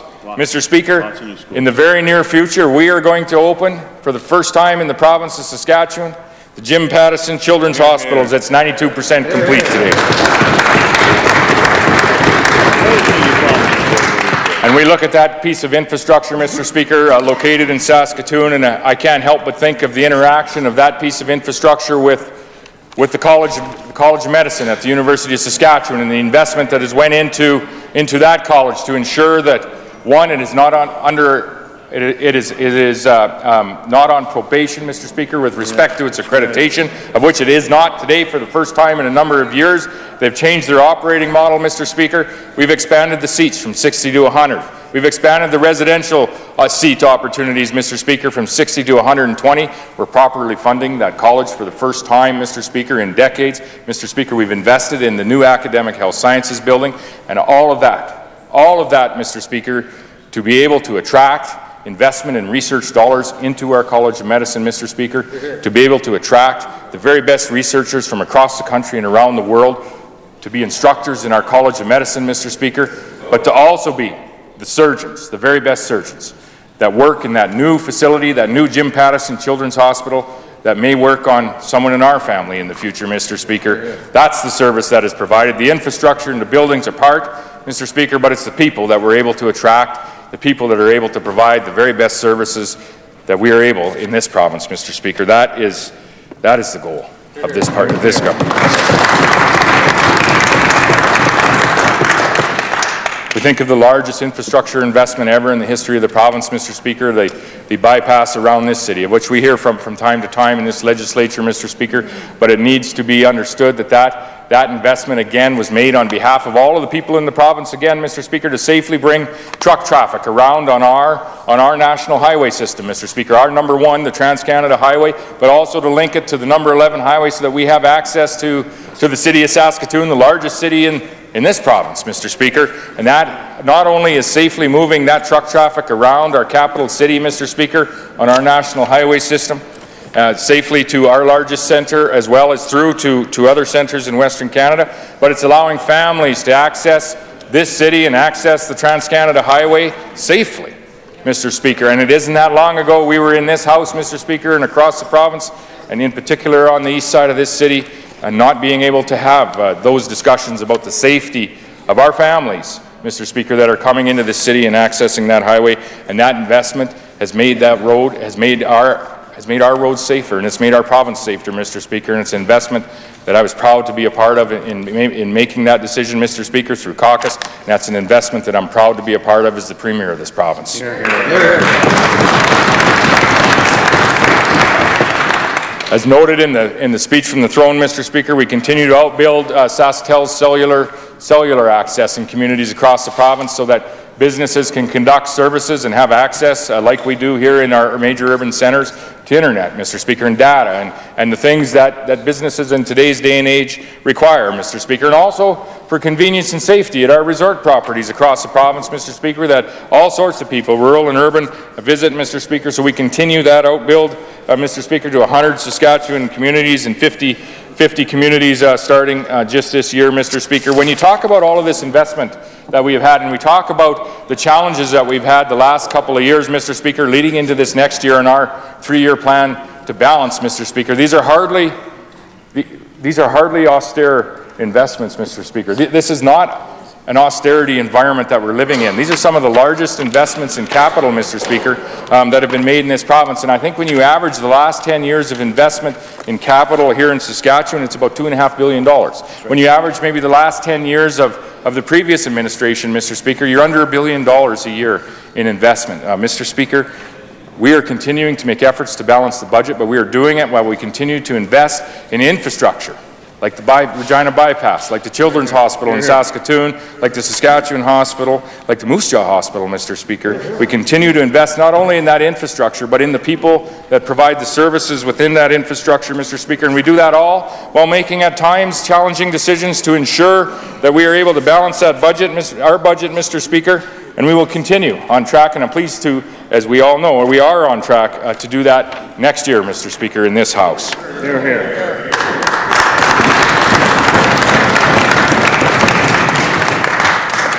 It's that strong fiscal management, Mr. Speaker, that allows us to actually be able to make those investments on behalf of the people of the province, Mr. Speaker. And we have some headwinds, as I mentioned, in our economy, but we continue to grow. Our population, Mr. Speaker, continues to grow, 11,000 people just this past year. We have the second fastest rate of job growth in the nation over the past decade. That comes from being dead last in the decade previous, Mr. Speaker. Our GDP has grown by some 22%. Our exports, our source wealth that drives everything in this province, are up over 40% in the last decade.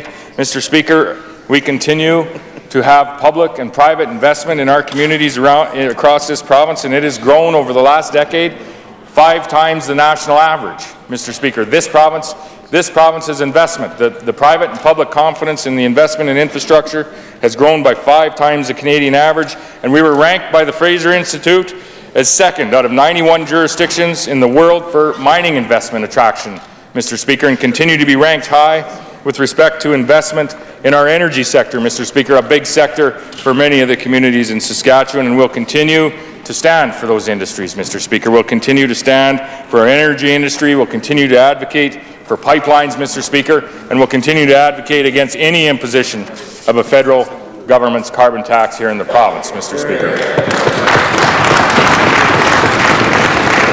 We've implemented a comprehensive plan, Mr. Speaker, not a thought like the members opposite, Mr. Speaker, a comprehensive thought that would address less than 4% of the emissions here in the province of Saskatchewan. We have a plan called Prairie Resilience, Mr. Speaker, that is supported by the industries in the province.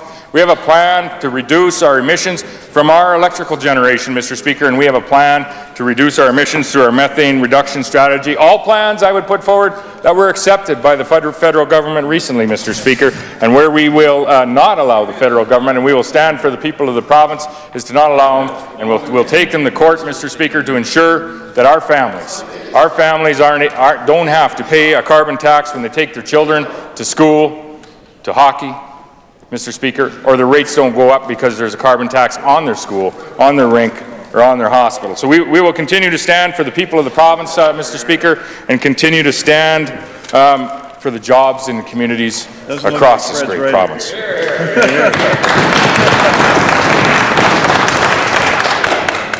Mr. Speaker, I listened to the Leader of the Opposition speech and his discussion with respect to austerity and the austerity budgets here in Saskatchewan, Mr. Speaker. And I think this starts to set a clear choice of what is actually going on in this province, what has gone on over the last number of years, and what has gone on the last 10 or 11 years here in Saskatchewan, Mr. Speaker. And what we are seeing, Mr. Speaker, is a health budget that is up some 50%. I mentioned mental health investment is up 60%, Mr. Speaker. That's hardly That's hardly austerity, Mr. Speaker. There's more to do.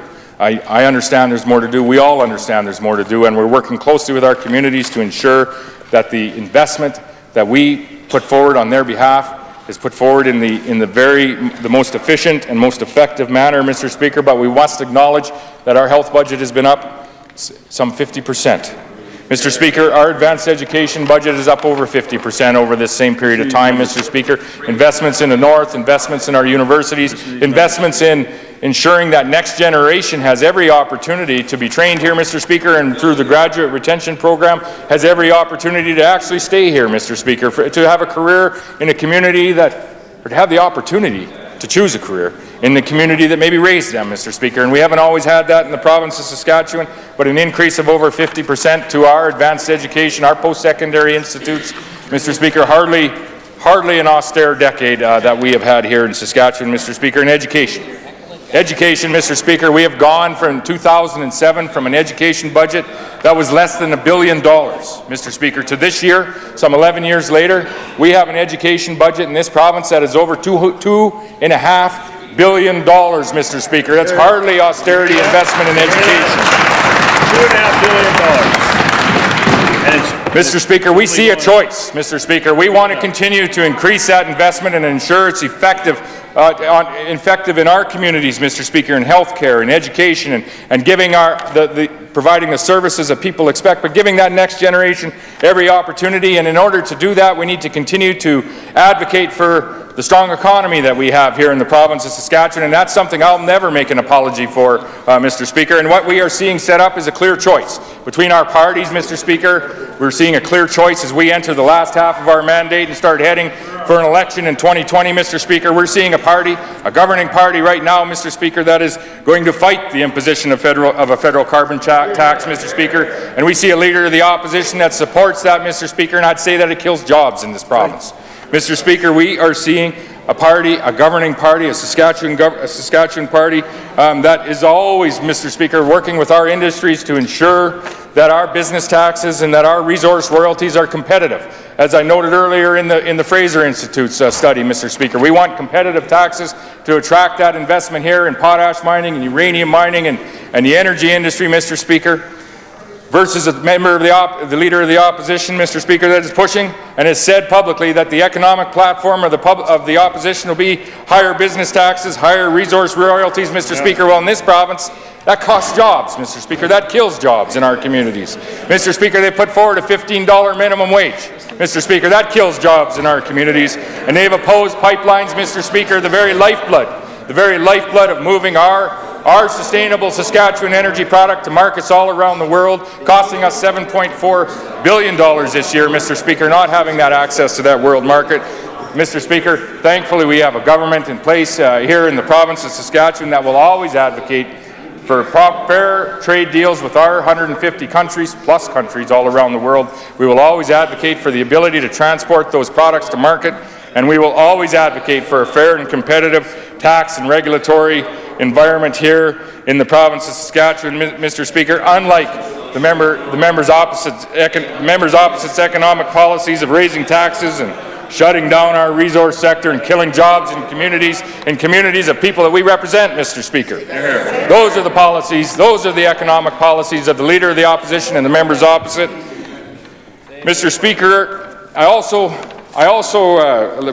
listened to the Leader's reply to the speech from the throne with, we listened to it quite intently actually, in particular when he got to a part, Mr. Speaker, where he started talking about Democrats delivering a speech from the throne in 2020. He means like the U.S. Democrats. Mr. Speaker, members on this side understand that in the lead up to 2020, we are going to go out to the communities across this province and we're going to ask for their support to govern on their behalf for the days after that provincial election. We would never preclude that they would be voting for us. We would never preclude their decision, Mr. Speaker. It is always theirs to give.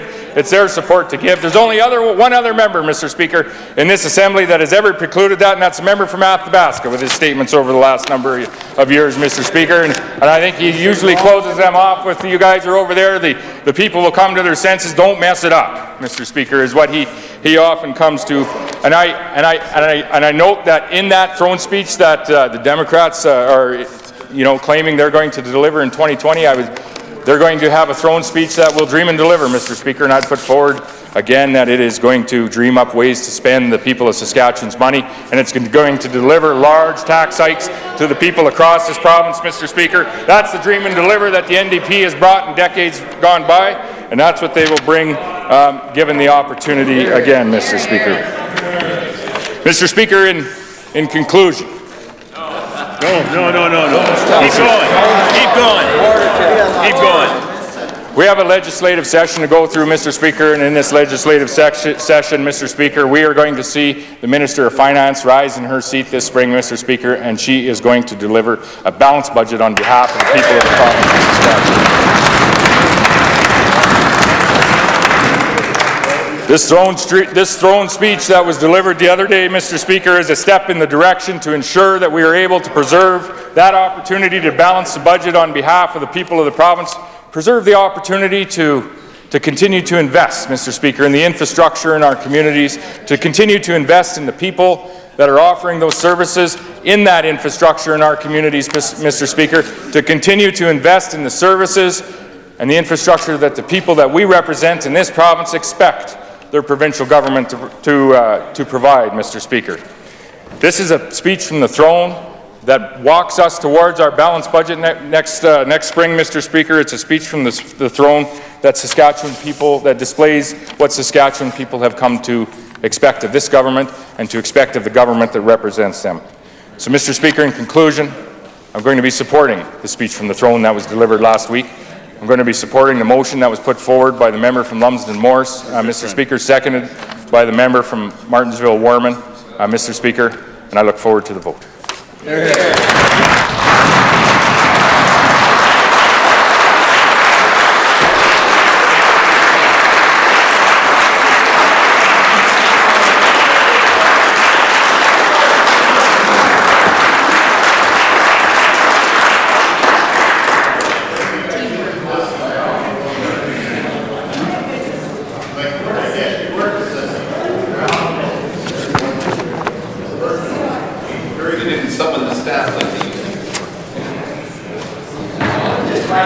Seeing no others. Question before the Assembly is the main motion. The address in reply to the throne speech. Moved by the member from Lumsden Morris, seconded by the member from Martensville-Warman. That an humble address be presented to His Honour, the Lieutenant Governor, as follows. To His Honour, the Honourable W. Thomas Malloy, Lieutenant Governor of the Province of Saskatchewan. May it please Your Honour. We, Her Majesty's dutiful and loyal subjects, the Legislative Assembly of the Province of Saskatchewan, in session assembly, humbly thank Your Honour for the gracious speech which Your Honour has been pleased to address to us at the opening of the present session. It is at the pleasure of the Assembly to adopt the motion. Those in favour of the motion say aye. Aye. Those opposed to the motion say no. Call on the members. Call.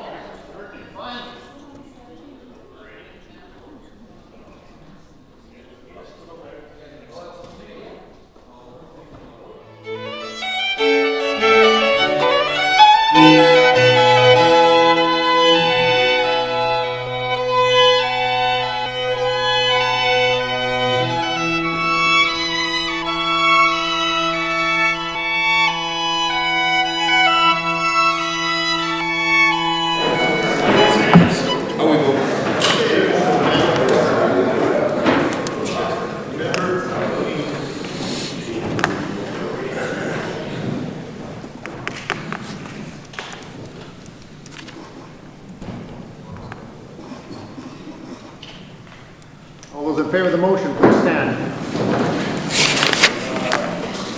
Mr. Moe. Ms. Beaudry-Miller. Yes. Mr. Merriman. Yes. Mr. Ottenbright. Yes. Mr. Ryder. Yes. Mr. Wyan. Yes. Mr. Morgan. Yes. Ms. Harpower. Yes.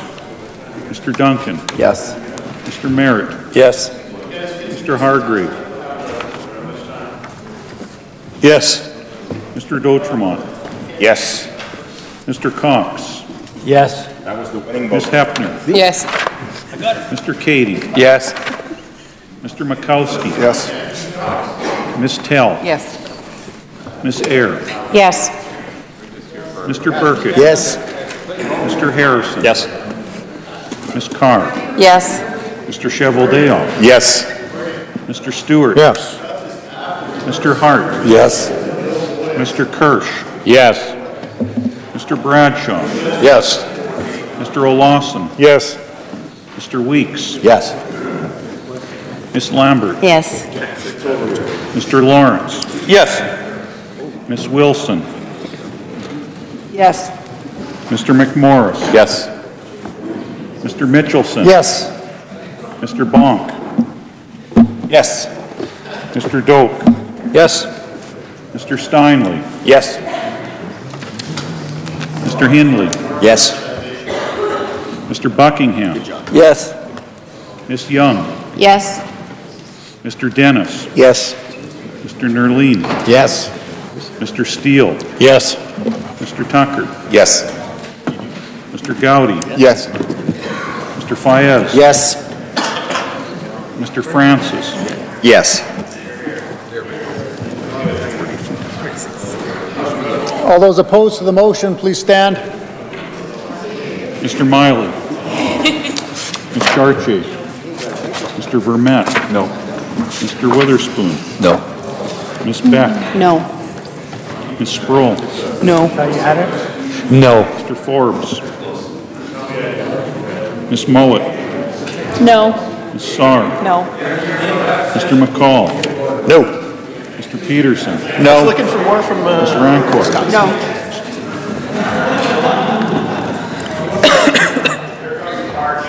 Mr. Speaker, those in favor of the humble address 46, those opposed 12.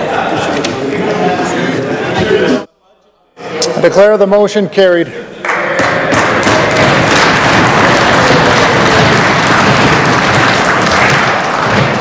Recognize the Government House Leader. I move that this House do now adjourn. It is moved that the Assembly now adjourn. Is it a pleasure to the Assembly to adopt this motion? Carried. This Assembly now stands adjourned until Monday at 1:30 p.m.